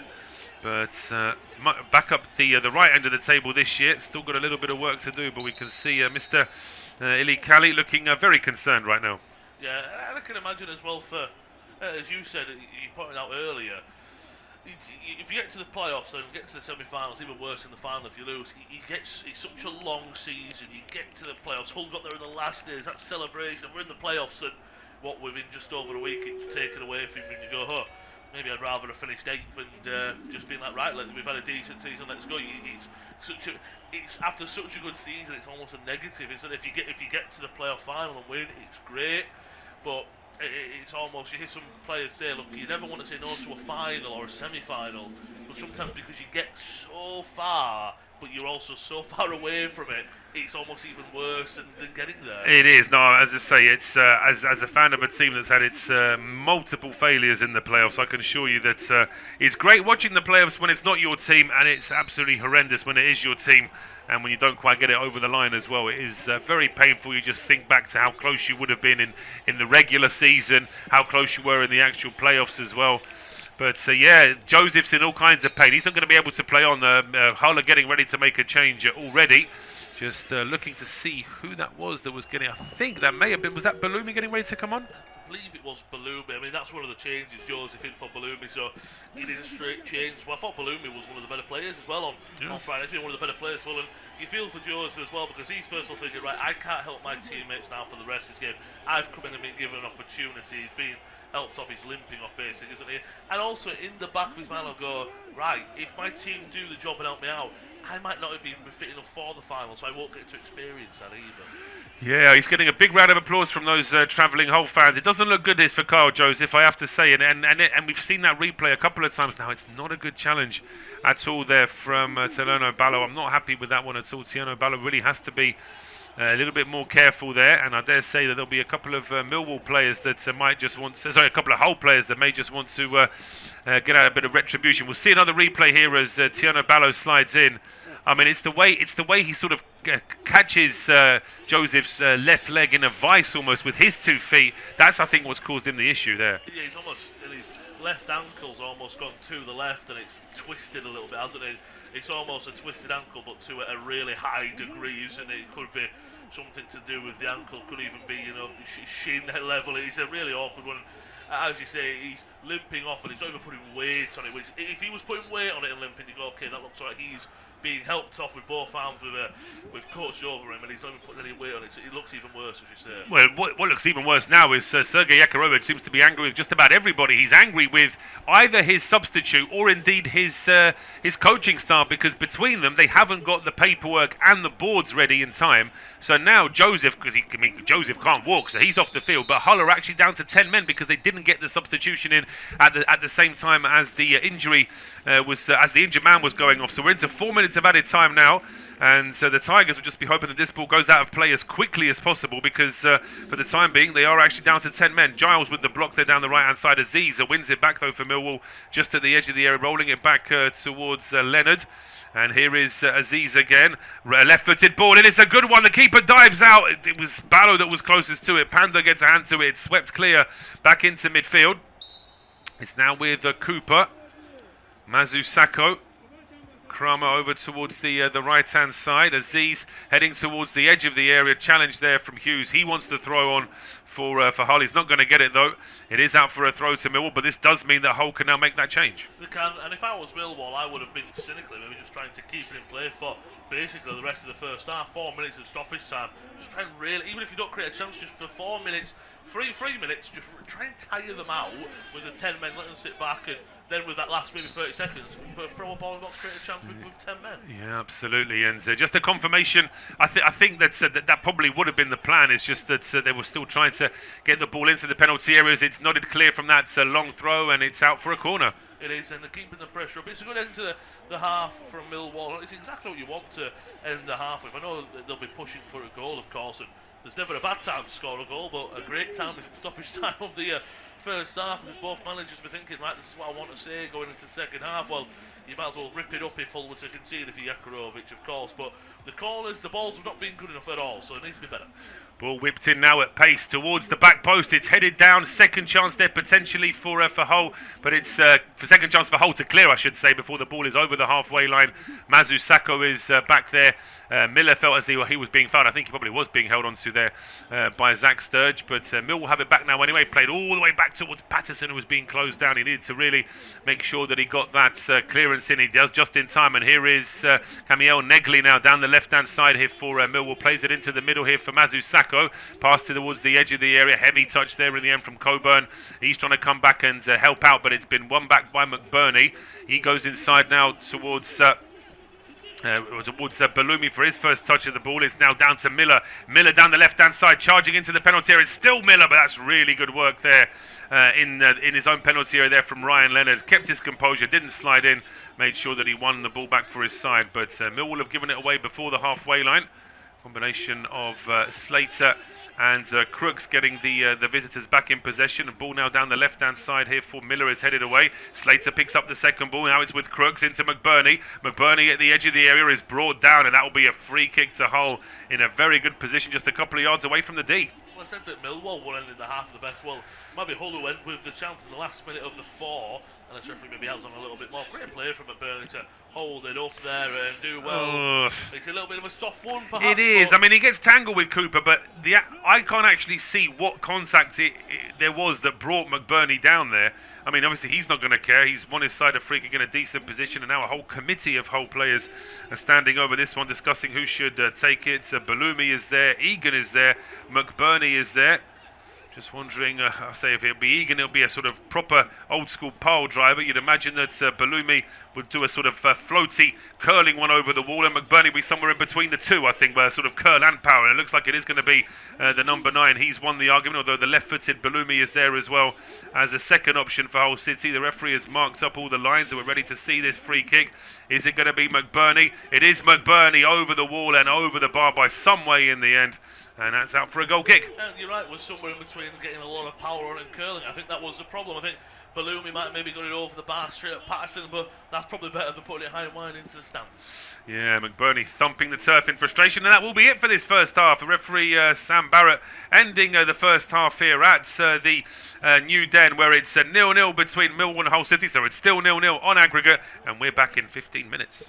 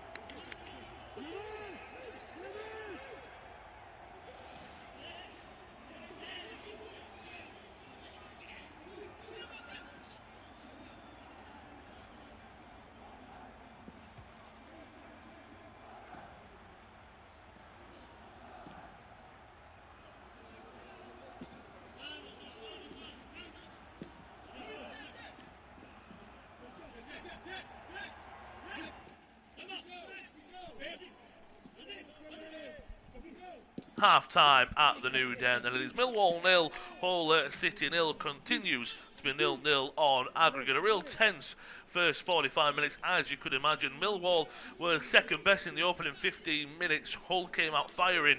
Millwall were better for the rest of the first half. Their best chance came from Ballo. Shot cleared off the line by Regan Slater.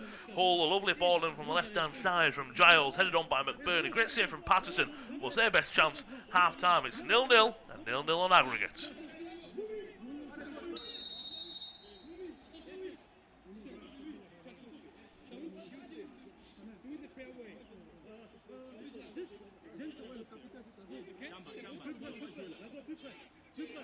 Half-time at the New Den, and it is Millwall 0, Hull City 0. Continues to be 0-0 on aggregate. A real tense first 45 minutes, as you could imagine. Millwall were second best in the opening 15 minutes. Hull came out firing. Millwall were better for the rest of the first half. Their best chance came from Ballo. Shot cleared off the line by Regan Slater. Hull, a lovely ball in from the left-hand side from Giles, headed on by McBurney. Great save from Patterson. Was their best chance. Half-time, it's 0-0 and 0-0 on aggregate. Half-time at the New Den, and it is Millwall 0, Hull City 0. Continues to be 0-0 on aggregate. A real tense first 45 minutes, as you could imagine. Millwall were second best in the opening 15 minutes. Hull came out firing. Millwall were better for the rest of the first half. Their best chance came from Ballo. Shot cleared off the line by Regan Slater. Hull, a lovely ball in from the left-hand side from Giles, headed on by McBurney. Great save from Patterson. Was their best chance. Half-time, it's 0-0 and 0-0 on aggregate. Half-time at the New Den, and it is Millwall 0, Hull City 0. Continues to be 0-0 on aggregate. A real tense first 45 minutes, as you could imagine. Millwall were second best in the opening 15 minutes. Hull came out firing. Millwall were better for the rest of the first half. Their best chance came from Ballo. Shot cleared off the line by Regan Slater. Hull, a lovely ball in from the left-hand side from Giles, headed on by McBurney. Great save from Patterson. Was their best chance. Half-time, it's 0-0 and 0-0 on aggregate.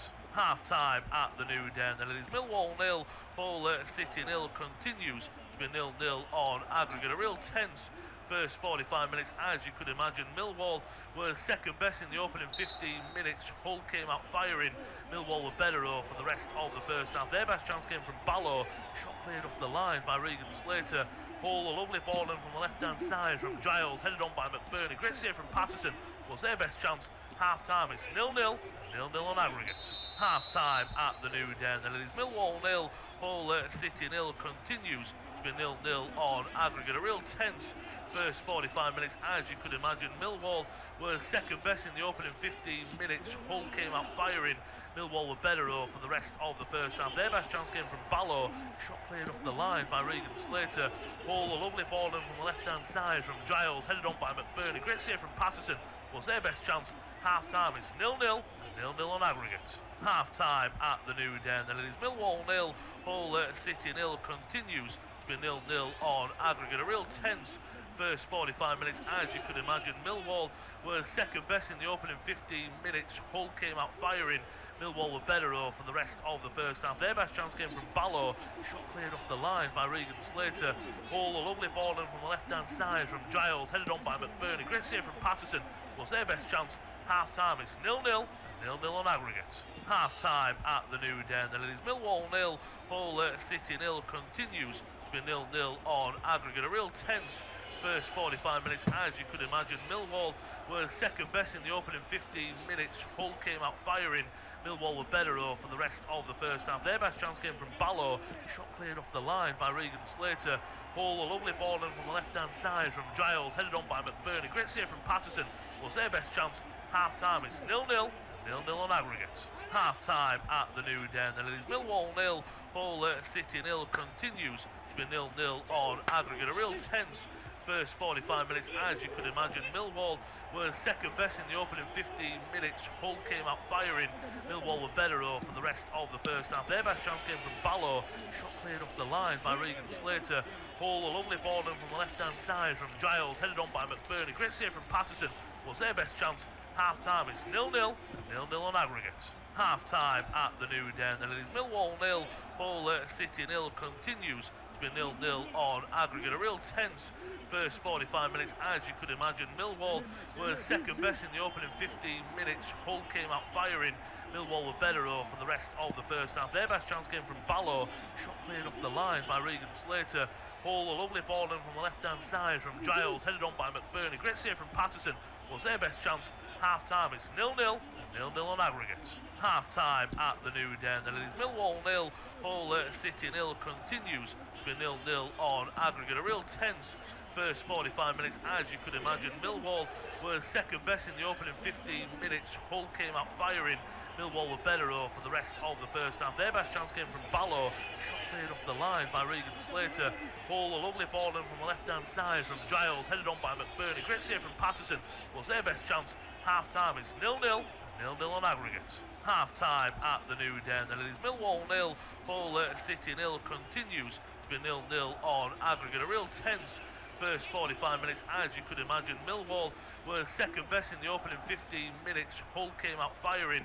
Millwall were better though for the rest of the first half. Their best chance came from Ballo, shot cleared off the line by Regan Slater. Hull, a lovely ball in from the left-hand side from Giles, headed on by McBurney. Great save from Patterson, was their best chance. Half-time, it's 0-0, 0-0 on aggregate. Half-time at the New Den, and it is Millwall 0, Hull City 0, continues to be 0-0 on aggregate. A real tense first 45 minutes, as you could imagine. Millwall were second best in the opening 15 minutes. Hull came out firing. Millwall were better though for the rest of the first half. Their best chance came from Ballo, shot cleared off the line by Regan Slater. Hull, a lovely ball in from the left-hand side from Giles, headed on by McBurney. Great save from Patterson, was their best chance. Half-time, it's 0-0, 0-0 on aggregate. Half-time at the New Den, and it is Millwall 0, Hull City 0, continues to be 0-0 on aggregate. A real tense first 45 minutes, as you could imagine. Millwall were second best in the opening 15 minutes. Hull came out firing. Millwall were better though for the rest of the first half. Their best chance came from Ballo, shot cleared off the line by Regan Slater. Hull, a lovely ball in from the left-hand side from Giles, headed on by McBurney. Great save from Patterson, was their best chance. Half-time, it's 0-0, 0-0 on aggregate. Half-time at the New Den, and it is Millwall 0, Hull City 0, continues to be 0-0 on aggregate. A real tense first 45 minutes, as you could imagine. Millwall were second best in the opening 15 minutes. Hull came out firing. Millwall were better though for the rest of the first half. Their best chance came from Ballo, shot cleared off the line by Regan Slater. Hull, a lovely ball in from the left-hand side from Giles, headed on by McBurney. Great save from Patterson, was their best chance. Half-time, it's 0-0, 0-0 on aggregate. Half-time at the New Den, and it is Millwall 0, Hull City 0, continues to be 0-0 on aggregate. A real tense first 45 minutes, as you could imagine. Millwall were second best in the opening 15 minutes. Hull came out firing. Millwall were better though for the rest of the first half. Their best chance came from Ballo, shot cleared off the line by Regan Slater. Hull, a lovely ball in from the left-hand side from Giles, headed on by McBurney. Great save from Patterson, was their best chance. Half-time, it's 0-0, 0-0 on aggregate. Half-time at the New Den, and it is Millwall 0, Hull City 0, continues to be 0-0 on aggregate. A real tense first 45 minutes, as you could imagine. Millwall were second best in the opening 15 minutes. Hull came out firing. Millwall were better though for the rest of the first half. Their best chance came from Ballo, shot cleared off the line by Regan Slater. Hull, a lovely ball in from the left-hand side from Giles, headed on by McBurney. Great save from Patterson, was their best chance. Half-time, it's 0-0, 0-0 on aggregate. Half-time at the New Den, and it is Millwall 0, Hull City 0, continues to be 0-0 on aggregate. A real tense first 45 minutes. As you could imagine, Millwall were second best in the opening 15 minutes. Hull came out firing. Millwall were better for the rest of the first half. Their best chance came from Ballo. Shot cleared off the line by Regan Slater. Hull, a lovely ball in from the left-hand side from Giles, headed on by McBurney. Great save from Patterson. Was their best chance. Half-time, it's 0-0. 0-0 on aggregate. Half-time at the New Den. And it is Millwall 0, Hull City 0. Continues to be 0-0 on aggregate. A real tense first 45 minutes, as you could imagine. Millwall were second best in the opening 15 minutes. Hull came out firing. Millwall were better for the rest of the first half. Their best chance came from Ballo. Shot cleared off the line by Regan Slater. Hull, a lovely ball in from the left-hand side from Giles, headed on by McBurney. Great save from Patterson. Was their best chance. Half-time, it's 0-0. 0-0 on aggregate. Half-time at the New Den. And it is Millwall 0, Hull City 0. Continues to be 0-0 on aggregate. A real tense first 45 minutes, as you could imagine. Millwall were second best in the opening 15 minutes. Hull came out firing. Millwall were better for the rest of the first half. Their best chance came from Ballo. Shot cleared off the line by Regan Slater. Hull, a lovely ball in from the left-hand side from Giles, headed on by McBurney. Great save from Patterson. Was their best chance. Half-time, it's 0-0. 0-0 on aggregate. Half-time at the New Den. And it is Millwall 0, Hull City 0. Continues to be 0-0 on aggregate. A real tense first 45 minutes, as you could imagine. Millwall were second best in the opening 15 minutes. Hull came out firing. Millwall were better for the rest of the first half. Their best chance came from Ballo. Shot cleared off the line by Regan Slater. Hull, a lovely ball in from the left-hand side from Giles, headed on by McBurney. Great save from Patterson. Was their best chance. Half-time, it's 0-0. 0-0 on aggregate. Half-time at the New Den. And it is Millwall 0, Hull City 0. Continues to be 0-0 on aggregate. A real tense first 45 minutes, as you could imagine. Millwall were second best in the opening 15 minutes. Hull came out firing. Millwall were better for the rest of the first half. Their best chance came from Ballo. Shot cleared off the line by Regan Slater. Hull, a lovely ball in from the left-hand side from Giles, headed on by McBurney. Great save from Patterson. Was their best chance. Half-time, it's 0-0. 0-0 on aggregate. Half-time at the New Den. And it is Millwall 0, Hull City 0. Continues to be 0-0 on aggregate. A real tense first 45 minutes, as you could imagine. Millwall were second best in the opening 15 minutes. Hull came out firing. Millwall were better for the rest of the first half. Their best chance came from Ballo. Shot cleared off the line by Regan Slater. Hull, a lovely ball in from the left-hand side from Giles, headed on by McBurney. Great save from Patterson. Was their best chance. Half-time, it's 0-0. 0-0 on aggregate. Half-time at the New Den. And it is Millwall 0, Hull City 0. Continues to be 0-0 on aggregate. A real tense first 45 minutes, as you could imagine. Millwall were second best in the opening 15 minutes. Hull came out firing. Millwall were better for the rest of the first half. Their best chance came from Ballo. Shot cleared off the line by Regan Slater. Hull, a lovely ball in from the left-hand side from Giles, headed on by McBurney. Great save from Patterson. Was their best chance. Half-time, it's 0-0. 0-0 on aggregate. Half-time at the New Den. And it is Millwall 0, Hull City 0. Continues to be 0-0 on aggregate. A real tense first 45 minutes, as you could imagine. Millwall were second best in the opening 15 minutes. Hull came out firing. Millwall were better for the rest of the first half. Their best chance came from Ballo. Shot cleared off the line by Regan Slater. Hull, a lovely ball in from the left-hand side from Giles, headed on by McBurney. Great save from Patterson. Was their best chance. Half-time, it's 0-0. 0-0 on aggregate.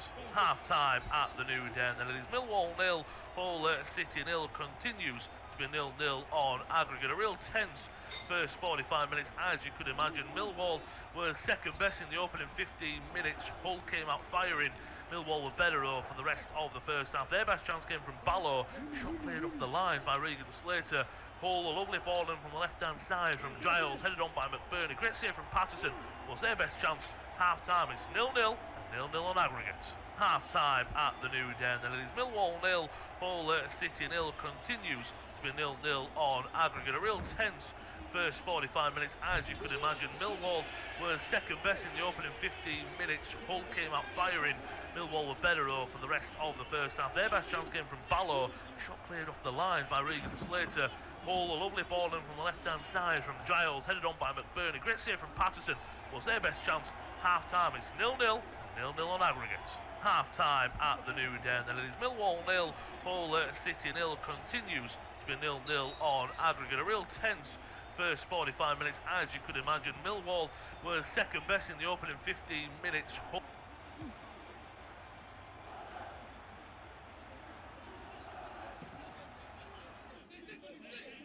And it is a warm welcome back to this evening's independent off-tube studio commentary on the action from the new den as Millwall take on Hull City. Second half has just started. It's goalless between the two sides in the 90 this evening, and of course over the two legs. Yet to see a goal between these two sides. We're only 10's first 45. Hull were the better of the first 15 minutes, came out really strong, full of intensity and full of a lot of energy. Millwall, they really felt the nerves in that first 15 minutes. They didn't grow into the game, had a good chance with Ballo. That's as good as it got for Millwall. McBurney's header saved well by Patterson was the best chance for the Tigers. Apart from that though, we haven't had a real clear-cut one-on-one chance, you'd have to say. Of course, it is really winner-take-all this evening following the goalless draw at the MKM. But at the moment, it is goalless between the two sides. Waiting for an opener. Millwall 0, Hull City 0. Doesn't seem to be any changes from half-time. There was a change in the first half, a forced one for Hull. Joseph coming off and Belumi coming on to the field. That looks like an ankle problem for the Hull forward. So we'll bring you through the lineups in just a moment. If you did miss them in the first half, it's myself, Lewis Raftery, joined by Paul Shabakovic, to take through all the action. And this is what, not worrying about, the wrong word to use, Paul, but we were thinking, right, if we're not going to go on the first half, and the longer it goes, tension's going to grow, the more that the mistake's going to be a higher mistake and an opportunity. Where do you see it going in the second half? Well, it's a hard one, isn't it? Because I think both teams should be going for the win in the first 15-20 minutes. But if it gets to around 65 minutes and it is still goalless, then you might just see both managers thinking, well, let's just keep what we have and not take a risk. But now Hull win the ball in midfield and they're charging forward. With Belumi, he came on very late in the first half, so not warm to the game. Now, lovely ball into the box later. Back to McBurney, strike is blocked away. Lovely move and sequence from Hull. The best chance of the game. Looks like it was Kramer who blocked it away. Lovely pass there from Belumi, showing his quality. As I said, I felt for him coming on for 3 or 4 minutes in the second half. It's hard to really grow into it. Lovely ball. It's a heavy touch from Slater, but I think it's a good one at the same time. Pulls it back to the penalty spot almost. McBurney's there. It looks like it would have maybe even hit Patterson, if I'm honest. I think so, yeah. McBurney was moving across and he was pretty much shooting at the near post, so he didn't have much of the goal to aim at, and in the end it was a decent block and away for a corner. But I agree, the way Slater touched that ball actually gave him more space, but it's a short corner from Hull this time. First I thought he'd overrun it, but it was a good touch. Corner taken, shoulder ball comes in, takes a flick on at the near post, but into the arms of Anthony Patterson. Basically, very similar to the first half. Good start from Hull, and seeing how Millwall do respond. Quickly though, the full 11. Patterson is in goal for Millwall. Back four of Leonard, Kramer, Cooper the skipper, and Sturge. Mazu, Sacco and Denor as the two holders in midfield. As Coburn has it, is he brought down? No, he isn't. Good tackle, says referee this evening, Samuel Barrett. It's Aziz off the right, Barlow off the left, and Negley just in behind, supporting Coburn for Hull. The man on the ball now just inside his own penalty area, Pandur. Back four of Ajayi, yellow-carded Egan and Hughes. Giles off the left, Coyle off the right as wing-backs. Coyle with the armband on for the Tigers as usual. And it's Slater and Crooks, the two holders in midfield. With a forward three of Miller, McBurney, and as I said, the only substitution so far in the game, Belumi in position now instead of Joseph, who started the game. Ball forward from Leonard, looking for the run. Over Negley and Aziz. There's way too much on it. It's nodded away at the back there by Egan Giles. Poor pass to Miller. I will say I think the wing backs are working very well in Coyle and Giles. Miller and Joseph practically, I want to say 42nd minute he was taken off, give or take. They never really got going. They never really doubled up with the wing backs, and never got involved and overloaded the centre. But Belumi's already come on, and that's sometimes I think the problems for the attacking midfielders, wingers in this 3-4-3. They never sometimes. I think Belumi suits it a bit more than Joseph and Miller because they don't know, do I go wide? Do I go central? It's a little bit of an awkward position to make, but I think Belumi fits it more than the other two. Yeah, I think so. I think Belumi's going to want to prove a point as well, having not been given the start this evening, getting a full half now to try and do something for his side. There's a ball over the top here for Aziz, but that will just sail up for a goal kick. Will be a goal kick for the Tigers. Just 5 minutes into the second half, 50 minutes on the clock. Warm welcome if you are joining us. It's Hull who are visiting the new den. Just watching this chance back from Slater. It's not fantastic, it's intimate Bernie, but as you say, he's at the front post and he's already getting over. I know it's an awkward one, but you almost want to maybe even open up your body and maybe try and hit it with your left foot to find the corner of the other side. There wasn't much time to work that, but yeah, I think looking at that replay, hitting it with his right when he's already aiming at the near post, and there's a defender in the way as well. It was always really a difficult one there for McBurney. Long clearance now from Patterson up towards the halfway line, but it's a similar situation that we saw in the first half, where Millwall have sort of sat back a little bit and Hull have made the better start. I don't know if it's again Jakurovic in the first half and some of the first 10-15.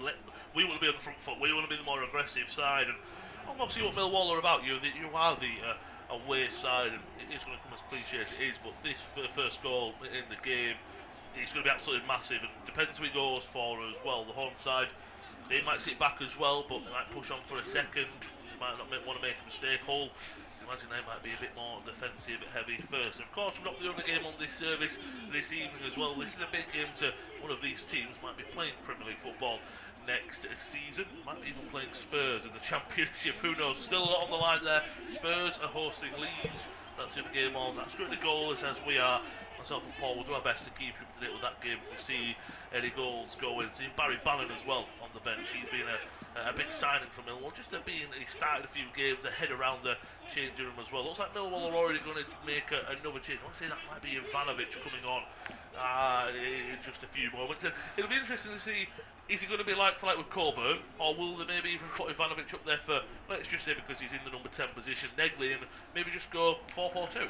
Yeah, well, it'll be an interesting one to see what Alex Neil has in mind. Coburn has been brought down, and that's going to be a yellow card for Charlie Hughes. He's the second of the three Hull City centre-backs to be in the book after John Egan picks up an early yellow card in the first half. And I mean, in fairness, they're both holding each other, but it's Hughes' shirt pull that's the more blatant one. It is, and they both kind of go down because they're holding each other. My only assumption is maybe because the ball rolled with Denor, maybe that's why the referees do it. But I also would have kind of agreed with you in the sense that if it wasn't maybe given, I wouldn't have maybe argued it. The referee this evening is Samuel Barrett. Yet to make that change, we're not exactly sure who's coming on. Again, it could be, for example, Mazu Sakho or Denor going off and Nicholas dropping deep. We'll have to wait and see. Free kick from Leonard. We floated to the edge of the area. Cooper tries to nod it on into a dangerous area, but it's cleared away by Giles, and as we all our way out for a throw-in just inside the Hull half on the left-hand side for Sturge to go over and take. We said that it's goalless at the Tottenham Hotspur Stadium, not anymore. There's been a goal. There's been a goal for the Hawks. That's a massive goal at the bottom end of the table. Matthias Tell opening the scoreline there for the Lily Whites. That's what something the Hammers want to see. So at the moment, it does drop Leeds. They're clear that they're staying up. They can't go down, but it does move them down a position because of course, the point that they were gaining. It puts them 16, 3 points behind Spurs. Yeah, well, it also Spurs, yeah, it does. But it also means that as it stands, if Spurs win this game and then win their next game, they're up. There's no way because Spurs will be 4 points clear of West Ham this evening if it stays as it is, and there'll only be 2 more games to go. It looks like that West Ham, and even with the win, they could even, as long as they do their job, Spurs, it's done, isn't it? Whereas West Ham, they'll be hoping that Leeds can do them a favour, and then of course they face Leeds on the last day of the season. So depending on how tonight goes and how that goes, they might have a little bit of a disliking to the side from Ellen Road. So it is 1-0 to Spurs there. Goalless here though, waiting for our first goal. On the right hand side with Negley, overlapping run from Lennon into a nice position. They find a ball into box, he can't, blocked away. Giles and uses a double act to come away with the ball, rolls it into the feet of Crooks in the middle, looks for options in as well to get away from 3 Millwall players there. Giles fizzes one, not even into the feet of Miller, Ham player for a throw. You can see the frustration there of him, and I think that's the problem. Maybe frustration is building. It's not just from fans. We always say, oh, it's frustration. The players will know that they're underperforming as well. Yes, they will, and I think that from Millwall's point of view, they haven't really had. They had a 5-7 minute spell in the first half where they were the side markedly on top, and they've had a few moments in the first half as well, but they haven't really been able to sort of bed down in terms of their attack, whereas Hull will feel as though they've had the better of the opportunities to get forward in this game. Well, we're still waiting on that Ivanovic change. It's only been a few minutes, but I mean, I think I said this to you the other day when we were watching the game. I mean, myself and Paul have covered a good few together over the last few days. when the players get so much information on the sideline, I can imagine it's a lot to take on in a short amount of time. Ball comes in for Hull, it's easily dealt with by Leonard. Nice pass out to Aziz, but Hughes gets there first. Is he going to... he would have kept it in play if he had got there. Slater chased it down, but on the play it goes, and Millwall still get to make that change. No, they seemed like they were getting ready to bring on Ivanovic, and everything was set. The ball's been out of play twice since then, hasn't it? And it's been at least 3 minutes since we saw Ivanovic on the touchline. But for whatever reason, Alex Neil is just holding back on that change for now. Yeah, you're right. He seemed like he took his jersey, his warm-up jersey off. It seemed like he was right. We want you on in the next time it goes out of play, as you say, or maybe they've had a thought and go. You know, maybe want him another 5-10 minutes or so. Nice ball up to the right hand side for Balumi. He continues to drive forward at Cooper. Ball into the box, too much on it. And the story of this game for me is that both teams have got in really good positions, corners and free kicks, and wingers getting good positions. But the delivery has been so poor, unfortunately. It has. The distribution in the final third from both sides has been has left a lot to be desired. I would argue that Hull probably just a little bit better than Millwall in terms of that regard. But this is an interesting change because Tiano Ballo is going to be going off to be replaced by Mihailo Ivanovic. So it's two big forwards on the field now. It is, and I think the only problem isn't, no offence to Ballo or Negley, just because you know what Aziz is having a poor game, but you know Aziz has just got that real top tier quality that he's having a poor game, but you don't want to take him off. Negley probably has a bit more money in the bank than Ballo. Ballo's been in and out of the team a little bit more, so I assume Negley will just move to the left-hand side now. Yes, I think so. I think they're going to have to just make that slight adjustment there to try and compensate for that. But it's a bold move that from Alex Neil, because his side haven't really had that much attacking third possession, but now he's brought on another forward. Although he hasn't really taken off anyone that was winning the midfield battles anyway. Ballo was sort of stuck out wide. So it may well be that this pays off for Millwall. Against set pieces, it adds another player to defend and attack them. We spoke about it's almost a 4v4 now. The back three of Hull and McBurney, the back two in Kramer and Cooper, and the forward two is almost our battle. He might be thinking the little thing that we haven't had good balls in the box, but you know what? Hughes, every time Hull at a corner was getting to them, wasn't he, in the front post. It might be Alex Neil saying, look, we need an extra a target in the box to defend and attack them, and that wouldn't happen. And again, yes, the balls are being poor in the box, but all it might take, two pictures of Joseph, we'll just say on our pictures now, he's got a boot on his left leg, left lower leg, so that looks something very serious. And I said that he'll be thinking back of his mind now, look, I might not make the final if my teammates do the job and help me out. As well, you've got to also think, right, I know we've got a World Cup coming up, and I'm not going to the World Cup with Kyle Joseph, but that might really hamper his pre-season as well. That's something that he's got to think about. It certainly could be. I mean, it might just be a precautionary thing right now because of the swelling. It may not be too serious. The ball is whipped in, and it's a very awkward clearance there from Tristan Kramer. Not quite sure he knew even where this ball was going, but it's deflected off him, and it's out for a corner. I think you're right. I think he just doesn't know. I think he's trying to clear it, and it's just a poor clearance, yeah? I think he's trying to hit it with his right, and it's only when the ball's actually coming down onto his right boot that he realises that ball's at the wrong angle when he can't really do much with his right foot, so he'll just be very glad that it got away from goal, but now at the expense of a corner. Yeah, adding up are these corners for Hull. That will be their sixth of the game. Will be an outswinger. An opportunity to create a chance. A decent one in, but it's one of them again. It's not overhit, but someone's a little bit further back. It falls for Giles. That's a good ball into the box. Dealt with. Ivanovic clears it away. Off of Crooks and falls kindly back for Ivanovic, who now does boot away. That's a good clearance. It's all the way into the Hull half. Coyle is back. He's got to be careful. Negley was closing him down, but it's another good clearance there. And Hull have found the ball on the right-hand side with Miller. He's got his right-hand side Slater. He tries to play it into the box for Crooks, but it's well read by Kramer. Crooks is wide on the right with no one there. Instead it falls for Balumi. Fizz is running, cleared away by Cooper out for another corner, and now Hull, as you said, it's momentum, it's just going back and forth, but Hull are the ones with it now. Hull are the ones with it, and I think if we take the whole 59 minutes we've seen all together, I think you would argue that the Hull probably are the ones getting a little bit more joy in terms of their midfield possession, but a couple of midfield changes to come for Millwall now with Doherty and Bannon getting ready to come on. I can imagine that maybe Doherty can play, maybe he's at Foster. I know Doherty's a centre back. He can play centre midfielder, left back. I'm not sure what that might be. They might be going for a back three to maybe go with Hull. I don't know. We'll have to wait and see when those substitutes are made. Another corner. It's an out into the front post. Last off Mizuho or off the Hull man. Last off of in that time, and out for a goal kick for Hull. So I think the substitutions being made now, I mean, with how long the Ivanovic just won, we might be waiting around 5 minutes, as we spoke about earlier for the change made. It will be Doughty and Bannon two coming on, as Paul said. It's more thinking who will come off. You can imagine Denore or Mazu Sako for Bannon and Sturge for Doughty, but we'll have to wait and see for those changes. Hull, of course, have only gone to their bench due to an injury to Joseph Bellumi coming on. Long ball from Patterson. He's intercepted. It's cleared away. Sturge is battling away with Bellumi. Back to Cooper. Millwall have the ball. Negley dropping deep. As well, what maybe helps Negley on the left-hand side. First of all, he's left-footed, so quickly put balls into the box. Don't have to cut back inside. Mazu Sako, nice ball over the top to Denore. Just gets it caught a little bit behind him, and now Hull with Denore going forward. Same with Leonard. I have an overload here coming forward. Miller cuts inside. Can he find a pass? Well, regrouped by Millwall. Hull still have the ball coming forward on the right. Switched down to Bellumi by Coyle. He's got a one-on-one against Sturge. Cuts inside on his left boot.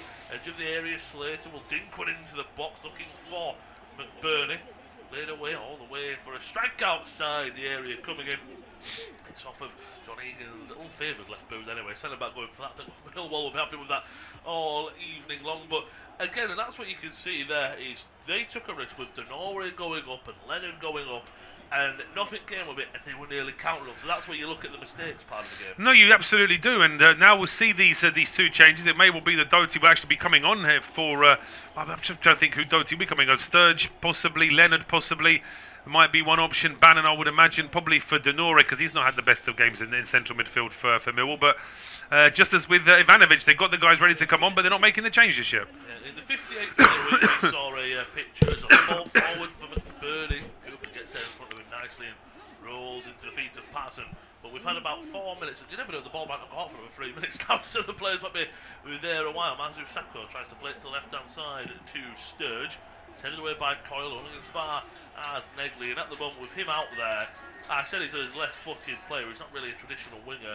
It also means he'll probably tuck inside a little bit more, and Sturge will offer the width. That's why Doughty's coming on, because he's more of an out-and-out wing-back than a full-back. What Sturge is more of the traditional position. Denore back to Cooper. Just over an hour played at the new Den. Millwall 0, Hull 0. Colburn battling away there with his defender, and he gives away a free kick just outside the Hull penalty area. 62.5 minutes on the clock. It's Millwall 0, Hull 0.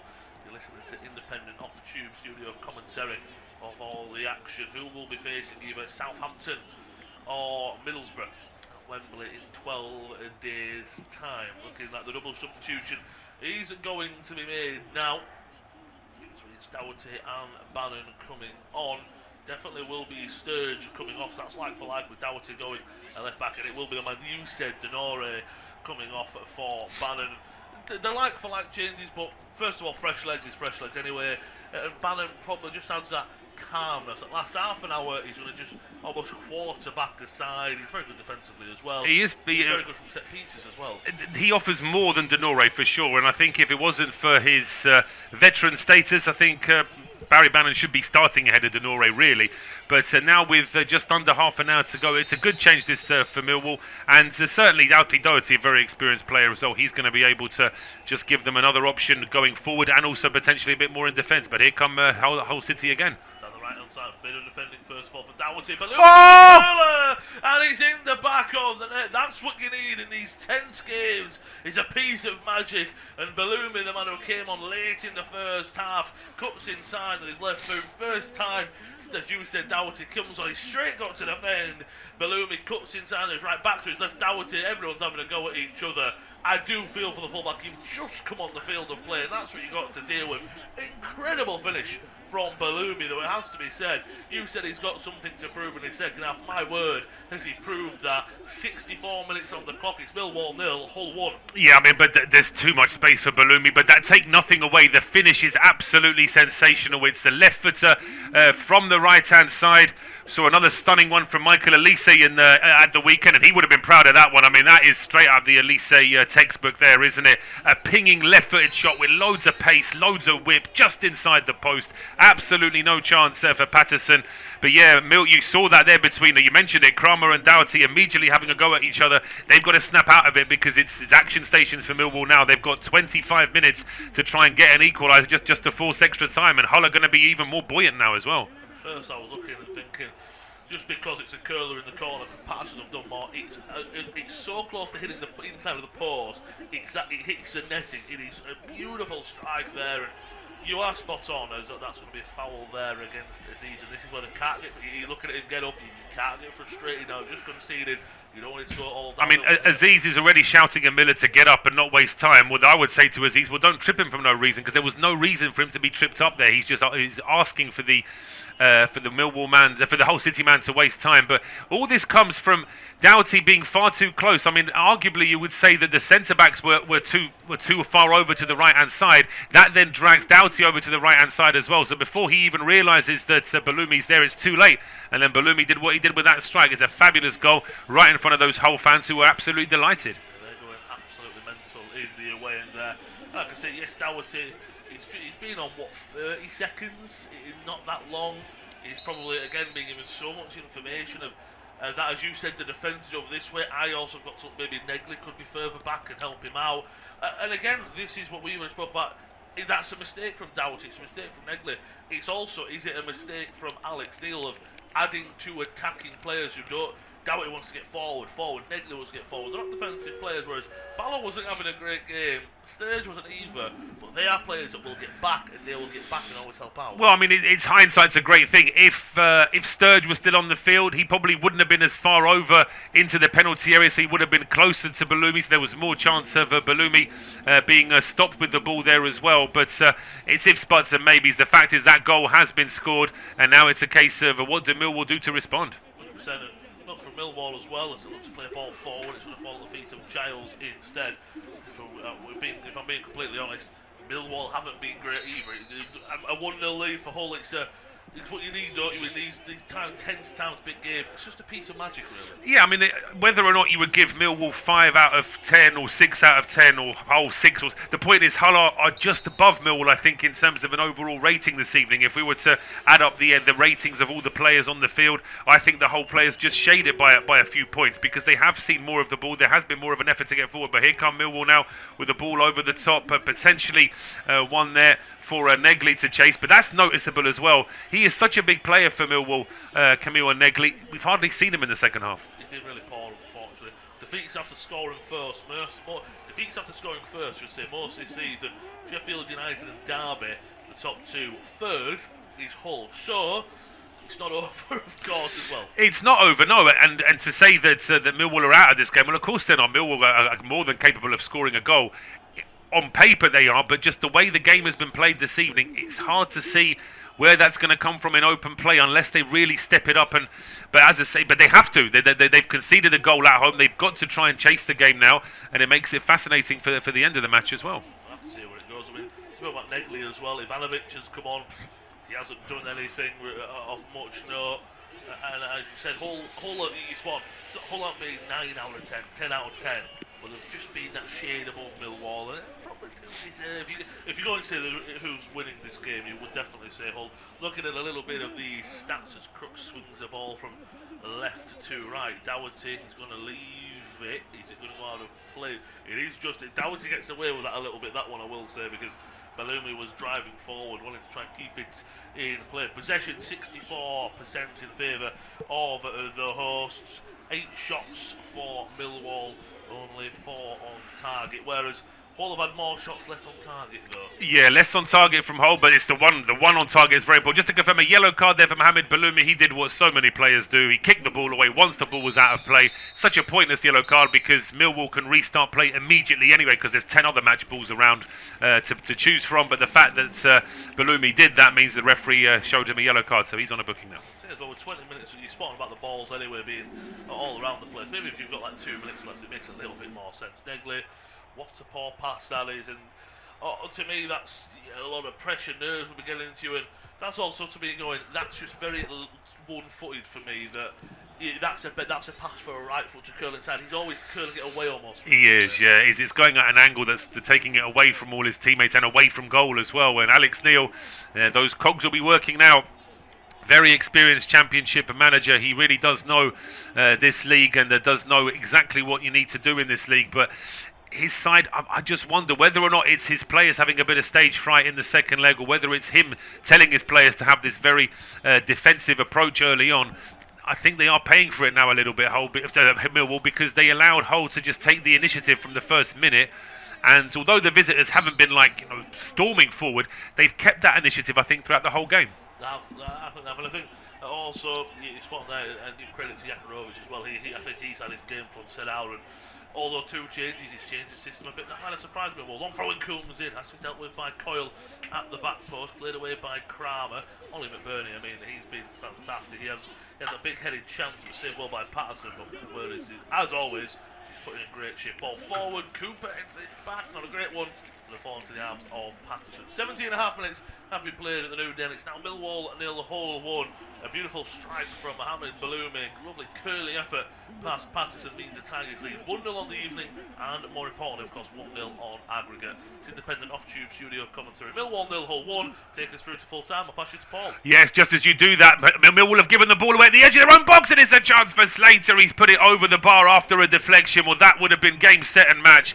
That's nerves there, and we've talked up Barry Bannon, this steady, experienced international midfielder, and he plays a ridiculously risky ball at the edge of his own box, and really, Millwall should have been punished for that. Surely it takes deflection off Cooper. I think it's going over anyway. It's not a great strike from Slater. I think Baloumi does well. He just holds it, plays it to his midfielder. And again, unfortunately, he's just, again, similar to how Negler was he's all right, boo. He takes it on his right, and that's where the players are coming from. So they're always going to block it.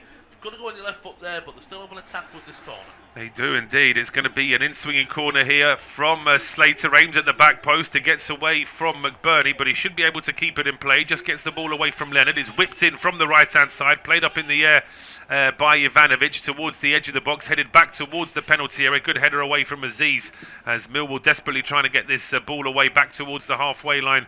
And eventually they do clear their lines, and there's actually a few players over if they can keep the attack going down the left-hand side. It is with Negli switching play out towards the right-hand side now. Joining the attack is Kramer to Mazu Sako. Thought about going for goal, then Bannon clips a ball, and it's not the best ball from Barry Bannon. It's played up in the air by Giles. So in fairness, it's not the best clearance either, but then Baloumi is back at the edge of his own box. Then there's a collision at the edge of the area, which goes the way of Hull City.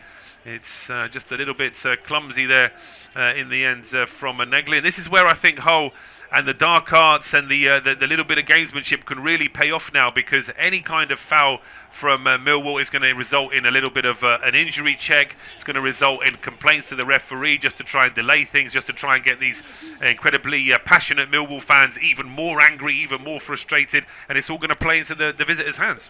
100%, and again, the Millwall fans, it happens to every fan.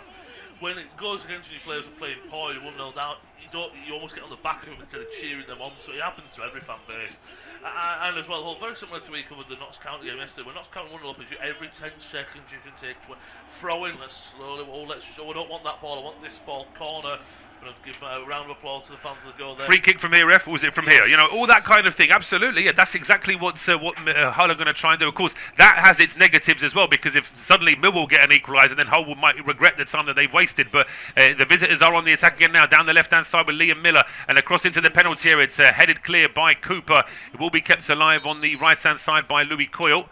Rolling this one back towards Baloumi, the goal scorer. He wants it on that trusty left foot. He dances into the penalty, but he shows too much of it to Mazu Sako, but he gets it straight back anyway. Tries to force the cross, tries to force a corner kick. He's not been able to do anything in the end, and the ball just hits the side netting with a bit of a flat finish. We've just got a bit of an update from the game at the Tottenham Hotspur Stadium. Leeds have a penalty on 72 minutes there, so potentially a chance for Leeds to get an equaliser and just to make that relegation battle just that little bit more exciting potentially. Yeah, I'm sure that a lot of Hammers will be cheering on whoever takes that penalty for Leeds, and be cheering them on that it goes in the back of the net, and that maybe take that momentum and go on and pick up all 3 points. Yeah, absolutely. A draw for Spurs certainly gives West Ham a little bit more hope than a draw for Spurs certainly gives West Ham more hope than a win for Spurs. That's for sure. So they'll be hoping that that penalty is converted. We'll keep you across that as soon as it's been either taken, or indeed it may well be that VAR chalk it off. We know what VAR's been. Certainly in the news over the last 24 hours. Just for the sake of ball's gone out of play, so I'll just give you my 10 seconds worth on it. I do think the decision to disallow the goal for West Ham yesterday is probably the correct one in terms of the contact on the goalkeeper. But then I also agree that there are 50 of those incidents in every game when you think of every corner kick, every free kick where there's pushing in the box. Anyone who listens to my commentary regularly will know that I can't stand referees going into the box and saying stop pushing, for the players to literally do the same thing a split second later. So there are things that can be managed better in terms of the grappling. But I will just, as a final little rant, I'll say that grappling in the box is absolutely nothing new. It may well be that they're highlighting it more. It may well be that teams are pushing the limits a bit more this season, but it's always been an issue. And just as I say that, Leeds have converted that penalty, so it is 1-1 at the Tottenham Hotspur Stadium. Back here at the New Den, it was Millwall in possession. A ball floated into the penalty area, but it's a hopeful ball rather than a direct pass. Not the best clearance from Hull. It's kept alive here by Negley for Millwall. Goes out towards the left-hand side. Cooper joins the attack and he plays the ball in towards Doherty. Doherty's ball into the box is a decent one, but nobody moving towards that one. And then Slater miscontrols it at the edge of the area, serves it up for Bannon. Ball into the penalty area is blocked. The second ball just gets away from Ivanovic, but then Millwall recycle it midfield. Mazu Sacco is there. It's a decent block on the left-hand side, but Millwall have it back again with Kramer. He puts the cross in towards the back post. It's nodded clear, and suddenly Millwall have waken up and Hull are really feeling the pressure. They do, and what's important for Millwall now is they've woken up, but with 15 plus extra time, 20 minutes to go. They've not woken up with 87 minutes on the clock and go, oh, that's not a lot of time to go. Beautiful ball from, it was a little bit overhit, but at the same time, if someone's rushing in that back post, it's a really good delivery, and now they've got that corner, as you say. They do. A corner kick from the left-hand side. A decent chance now to get this ball into the penalty area. Confirm that penalty scorer for Leeds in just a second, but it's Bannon's ball in. It's flat at the near post. Good header away from Crooks. It's straight back to Barry Bannon onto that trusty left foot. Lifts it in. Oh, the header from 6 yards out from Mihailo Ivanovic is over the bar. It's just unfortunate that it's a little bit behind him, if you will. He's trying to get underneath it, but it's right on his forehead, if you will, and he's in front of the front post. It's really awkward. That's one of them where you just want a yard or two of extra height so you can almost get your head underneath it and put it to the back sticks. Yeah, I think it's all about the timing there, isn't it? But so we're going to get a change for Hull City. They took their right winger off because of an injury in the first half, but now a tactical reason they're taking off Canadian international Liam Miller, and it's Joe Gelhardt coming on to replace him. It is, and it's a good season for Hull. Gelhardt, at some point to this season, if he wasn't playing well, Hull wasn't playing well. He was a real driving force. Almost playing the 4-2-3, won that number 10, and he did everything for Hull. And he's had a great season, and again, it's a tactical change. I think in terms of if you want to play Joseph and Miller, they do work well. I think Gelhardt would have maybe worked. I think Ballumi and Gelhardt, if I'm being bluntly honest, is probably the better pairing. But yes, potentially, I think so. I think, and if Hull do make the final, obviously Joseph's got an injury now, so that might put a big question mark on him.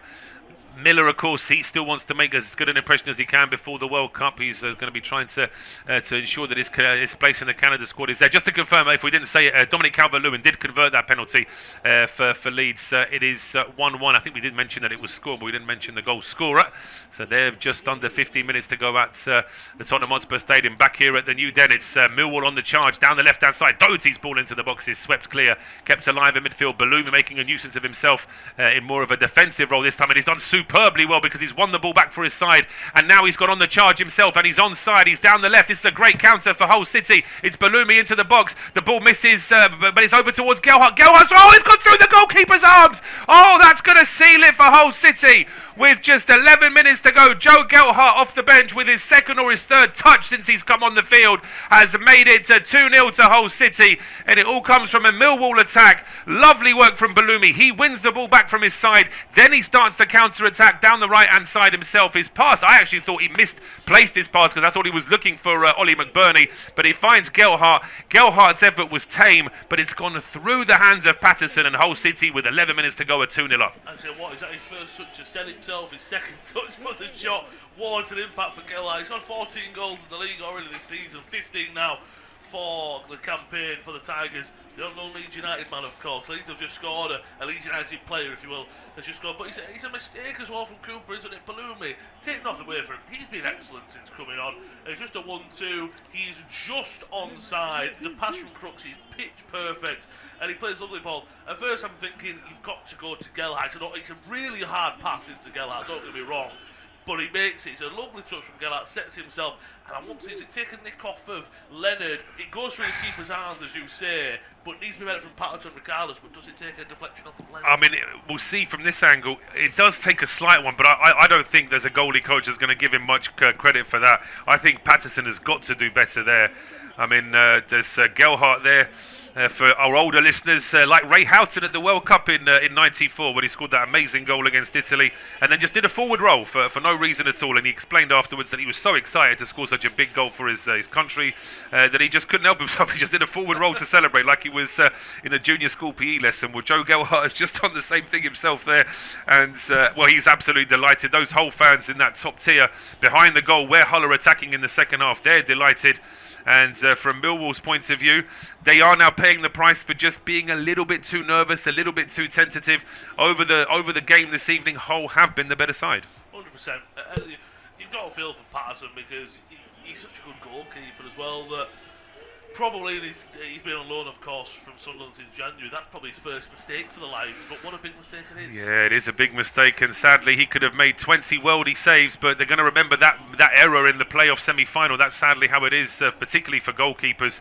It's always the one mistake rather than the 50 regulation saves you make that gets remembered. But it's a long clearance now, and yeah, from Hull City's point of view, they're absolutely, look at those fans, they're absolutely bouncing. It's a long old trip from South London back to Humberside on a Monday night as well, so credit to them. I think they'll be struggling to catch the trains. I've had to get trains from London to Yorkshire late night before, and it's either 10 p.m, 11 p.m, or none at all until the morning. So maybe they've put on some extra trains this evening, particularly seeing as there's Leeds fans that want to get back up north from North London tonight as well.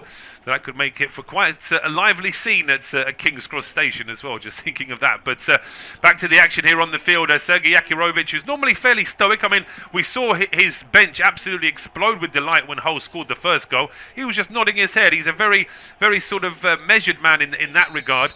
But I'm sure that inside he'll be absolutely delighted because it's not been an easy season for him. He's had his fallouts with the players. He does come across as a little bit sort of short occasionally in terms of his temper, in terms of the way his sort of personality. But the fact is he's getting results on the field. He is, and as you rightfully said, Hull have had such a strange 2 years. 2 years ago, as you say, with Rossini, the real highs, and then the lows of nearly playing League One football. Well, last year, the last day, into Portsmouth, they stayed up, didn't they? And now they're going to be hopefully a trip to Wembley. Now, lovely ball out to Giles on the left-hand side. Yeah, Giles trying to get forward, but there's that man, Femi Aziz, covering. He puts the ball out for a throw.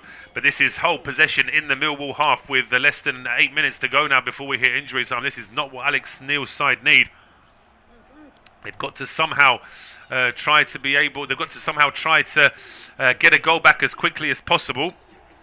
Did see a bit of activity there on the bench. Couldn't quite work out who that was getting ready to come on. Was that Watson? But there's a double change being prepared here now for Millwall, in fact. So we'll confirm the two players getting ready to come on in just a moment. But for the time being, the ball is back in play.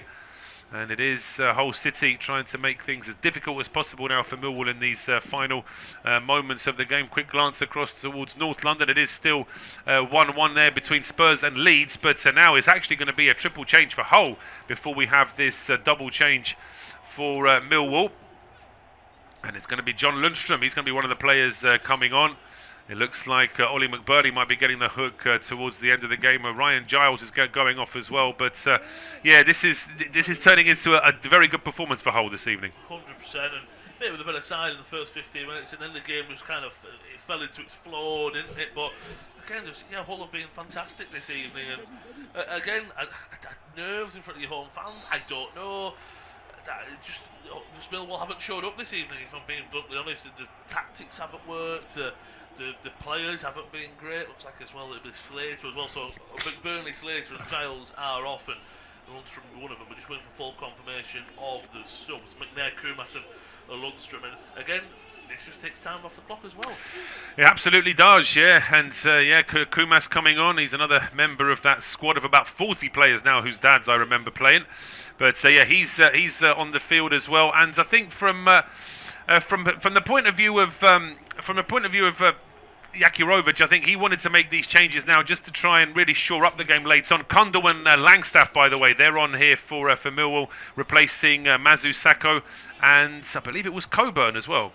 Yeah, won't shock me just to maybe just say to Ivanovic, right, it was Coburn, yeah, absolutely. You're going to be that sole striker. We're going to support you. Langstaff's going to get there as well, but you're that almost sole striker, and of course with Mazu Sacco going, you've got to throw forward players on.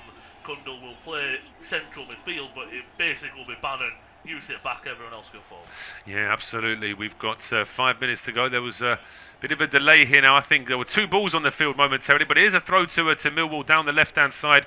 Alfie Doherty waiting to take it. Gets it back to Bannon, and Bannon gets dispossessed. He's not made a good appearance this evening, Barry Bannon, and it's a chance now for Hull to go on the counter. The ball is played through the middle, and it's going to get through here now. Kundal's in. This is for a third. Oh, it's straight at the goalkeeper. That is a glorious chance to wrap the game up. It was Crooks breaking through, and he just plays it straight. It's a tame finish in the end, straight at Patterson. It is, and look, Crooks isn't a finisher. He's a hard-working, great technical midfielder, but I know let's devil's advocate 5 minutes of added time. Look, just less than 10 minutes of the game. That third does wrap it up. If Millwall in the next 4 or 5 minutes go and get one, it's still game on. Absolutely, they'll certainly feel that as they go on the attack. The ball played across there. Doherty's pass across the 6-yard box is blocked. Then it's Negley trying to go for it at the edge of the area, but then it's that man Balumi again, just rolling that ball away from his own penalty area. And now a chance for a counter as Kumas is charging down the right-hand side. He's over the halfway line, heading towards the penalty area now. Just checks his run as he's being tracked towards the edge of the box. He needs a bit of support now on that right-hand side. In the end, he just holds it up and then rolls it back towards Lundstrom on the halfway line. Yeah, it's clever for a bit from Kumas, because if he could have found that ball onto Crooks, I'm sure he would have, and looked for a third. But he's done the smart thing of, well, I'm not just going to put a ball aimless in so Millwall can get it back. Let's keep it. We're 2-0 up, of course. Slow it down, and it's really good play from him. Jakirovic, well, I think his subs have been good. I think his tactical play has been good. You would say, of course, the Balumi one was a forced one, but again, who knows? Maybe it's that mindset of, well, you know what? I was going to bring you on anyway. Let's be quite fair, but you know, you won't go down from the first. I'm going to drop you. That mind game's in a good way. Watching the Doherty chance, he gets it all wrong, and it would have been a really awkward angle to hit it. I think he gets caught between 2 men. It comes off his knee, but he's caught 2 men. Do I go for a shot or do I play it back in? It would have gone from 0 to hero. But Crooks probably should be doing better as well with his chance. He should be. I mean, once that defender gets a challenge in it, almost just stops that ball for Crooks, and he really has options. He can try and play it around the goalkeeper. In the end, he tries a sort of last-second decision to lob it over the keeper, chip it over the keeper. He doesn't get that right at all. It's just serving it up for Patterson in the end. But Hull have won the ball back in Millwall territory. That's a strong challenge there from Femi Aziz. It's going to be a yellow card. He can wave away the referee all he wants there, Aziz, but the fact is that that was a poor challenge, and it's a frustrated challenge from a player who's had a great season but knows that it's probably coming to an end after this evening. Yeah, he did it early, didn't he? Not with that as a foul, but the push on Miller, he said get up to one of the referees going, oh, get away, that wasn't one. It's just the frustration, and it's the frustration, as you said, that your season's probably over. You've had a bad game to boot, you haven't been at your best qualities, and as we spoke about earlier for Millwall, what a season they've had. You wouldn't have expected them in the playoffs coming into the year, but now it ends on a real sour note, really. No, it does, yeah. I mean, it's always going to be that way, as I say. We mentioned that at the start of this second half. Anyone who follows a team who've lost the playoff campaign, and sadly I'm a veteran of many failed playoff campaigns watching my team, so it's awful when it's your team. But then conversely, as a commentator, I love watching playoff games when it isn't my team, because it is the most tense and exciting football you can get. So as I say, it's that difficult balance. Millwall on the attack now. Doherty firing a ball across from the left-hand side. Aziz trying to head it, but I mean, he's heading it from the edge of the air. I'm assuming he was trying to head it down for another teammate. In the end, he puts a bit too much on it, and it goes straight through towards Ivor Pandor, who's actually had, I mean, there's been action in front of his goal, but he's not been called into action too many times, and in the second half, probably even less so than the first. 100%. Looking at the stats from the second half, 2 shots on target. That sums it up, doesn't it? Millwall weren't great in the first half either. No, they weren't. But Millwall 66% possession with no shots on target, having had 2 in total, whereas Hull with their 34% have actually had 4 shots on target out of 6, and of course one of them ending up in the net to give them the lead, and another one to extend that lead. As Gelhardt now with a strong challenge, he's going to get well, that could actually be a booking there for Joe Gelhardt. He's trodden on Tristan Kramer there. And I'm not sure if he has been shown the yellow card in the end. Kramer is absolutely furious here. He's trying to he's saying that he can't play on him. It's going to be a problem because I think, well, Millwall have made 5 changes. Kramer hasn't got a head injury, so if he has to go off, then they're going to be down to 10 men. But maybe potentially Hull could be down to 10 men. That's an awful challenge from Joe Gelhardt. It is, and at first I thought he just caught him on his toes, and it was just a late one. Watch it back, he catches him, studs up on the inside of his right ankle and puts the weight on it. It almost twists the ankle. So at first, I didn't think Kramer would be faking it, especially it seems 2-0 down. I'm not trying to say that. If that's a whole play, you go, oh, you're trying to get a few more minutes out of this.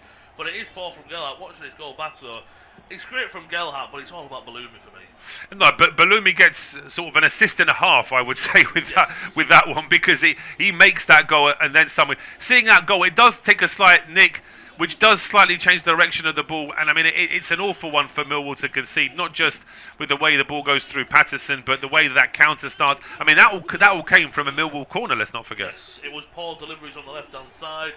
Doherty put one in, Bannon put one in, Negley put one in, and then Cooper. I think it's unfortunate because you're putting them in defending at left back, aren't you? And Bellumi does well, but then it's a 1-2. The players don't come back. Cooper, with the defensive players, when Cooper, Bannon, and Kramer back, Leonard wasn't driving back, Doherty wasn't. So it's almost Hull had more numbers because they were trying to get forward and get a second. I thought it was poor from Millwall. Wasn't great at all from Millwall, and they've got a free kick now from a long way out for that foul from Gelhardt on Kramer. Haven't actually seen whether Kramer's come back on the field yet. We're into injury time, by the way, and there's going to be 7 minutes of it, so still plenty of time here for Millwall in theory. But now it's Hull on the counter, and they're pushing all the way to the edge of the area, but the pass out down the right hand side wasn't the best at all there in the end. I think it was Lundstrom bringing the ball forward, but the pass out towards the right-hand side is blocked. It's out for a throw. You can see Sergei Yakirovich. He's well, I think he was trying to get a message to the fourth official there, but for the time being, let's just remind ourselves that Hull City have had 2 trips to the playoff final. They did beat Bristol City in 08 1-0. With that famous goal from Dean Windass, of course, and then they beat Sheffield Wednesday 1-0 back in 2016 as well. 10 years as well since the last bit. They were up in the Premier League, and so 2 out of 2 records. So they feel confident going to Wembley, but I mean, I think there's a strength on the other side of this playoff with Middlesbrough and Southampton. It'll be a cracker of a game, but they will be underdogs. They will, yeah. I completely agree. Regardless of who they come up against, they will be the underdog, and I don't think that Hull players or fans will be offended by that. I think it's just those 2 sides have just got that little bit more about their squads. But being a favourite or being the better side throughout the regular season means absolutely nothing once you get to Wembley. It's all about just having that confidence to get the game over the line. But Millwall are pushing forward. They haven't given up the ghost yet. They're trying to send the ball long into the penalty area. I can't see whether Kramer's on the field, so it may well be that the Lions are actually playing this, finishing this game with 10 men. But Bannon wins it back in midfield, plays it towards the edge of the area. Strong body check there from Matt Crooks, but a fair one, says the referee. Then Crooks sends one over towards the right-hand side. That one is headed away by Jake Cooper. And yeah, Kramer is not on the field. I thought for a second he might be doing a Mertesacker and playing as a sort of emergency striker in the final minutes, but he's not doing that either. He just can't play on. No, it's unlucky, isn't it, for Millwall that they are down to 10 men, but Hull coming forward again. Hull are coming forward again, but I guess that proves that is actually a genuine injury. Yeah. Because of course he can't, he would never leave his side down to 10 men unless he can't literally run on his foot, and he's had to go off, leaving his side a man down now with 4 minutes of injury time still to play. Here come Hull again now down the right hand side. Ajayi's ball in towards Bellumi. Bit of a heavy touch there from the young Algerian, and that one goes out for a throw to Millwall, which has been taken quickly. And camera now focusing on Bellumi. If the TV pictures that we're getting, if they were to name him player of the match, I wouldn't disagree. Even though he's only been on the field for 3 or 4 minutes of the first half and the whole of the second, he has been instrumental. He scored the first goal and he made the second. He's been a game changer, the pure minimum of course, but involved in both goals. Here come Millwall looking for a goal. They do, down the left hand side, a cross coming in, which is stopped on the chest there by Joe Gelhardt. It almost bounced out for a corner before Ivor Panda dives across just to make sure that one is definitely going to stay in, and it's not going to go out for a corner kick. And yes, he is player of the match. 1 goal, 1 assist, 5 touches in the opposition box. But the last stat, I think, is the one that's crucial. He's won possession back 5 times, which is a stat that a defensive midfielder would be proud of, and he's a winger. And of course, one of those occasions was actually the one that led to the second goal. Of course, and as well, he had that chance where he put it into Slater, didn't he? That's a possession. Well, it was a poor pass from Bannon, yes, but right place, right time for Balloum in. Here comes Aziz. Here comes Aziz, and he's lifted that left-footed ball in a long way over. Just to tell you that the game at the Tottenham Hotspur Stadium is going to finish a long time after ours, because they have 13 minutes of added time at that game. So regardless of what happens here, we are going to be finishing a few minutes before that, as we see James Burleson, the Millwall chairman, with a big smile on his face. So as I say, he's obviously thinking of onwards and upwards, potentially already thinking about what's going to be happening in the close season, because with just 2 minutes to play now of injury time, you can't really see how Millwall get back in from here. No, we've seen a lot of crazy things happen in football, but no, I think this is whole night. I think as a chairman, you do maybe just have to. It depends how you maybe positive, negative, don't you? Positive, we probably weren't expecting playoffs this year. Negative, well, is there a negative to that? Like you say, Alex Neil's done a good job, and you maybe not look at it and go, look, we're unlucky to maybe not get automatic places. Now that's our target next season as well. They now have Hull won themselves a free kick at the edge of the area. They probably should have, done, actually, looking at the way that challenge was made. But the referee, Sam Barrett, is happy to allow play to go on. We're into the last 90 seconds now of added time, and they're starting to see a few empty seats. I wouldn't say that the Millwall fans have left en masse, but a few of them have left early, just with, to say, potentially just it's always very disappointing when your side can't quite get it over the line in the playoff semis. But here is Bannon playing that ball forward over towards the left-hand side now. Doherty back over in towards Luke Condell. He tries to get the play out towards the right-hand side here for Aziz, but that one is swept clear by Hughes. And that ball out has actually got through to Balloumi, and he's going to try and run this into the corner. We've only got 40 seconds of the added time left. Balloumi just stops dead at the edge of the area and then rolls it back to his on-rushing teammates. And we're going to see a strike from a long way out. That might not have been the best option there, in fairness, from a very long way out. An easy save there in the end. Strike coming in from Liam Kumas.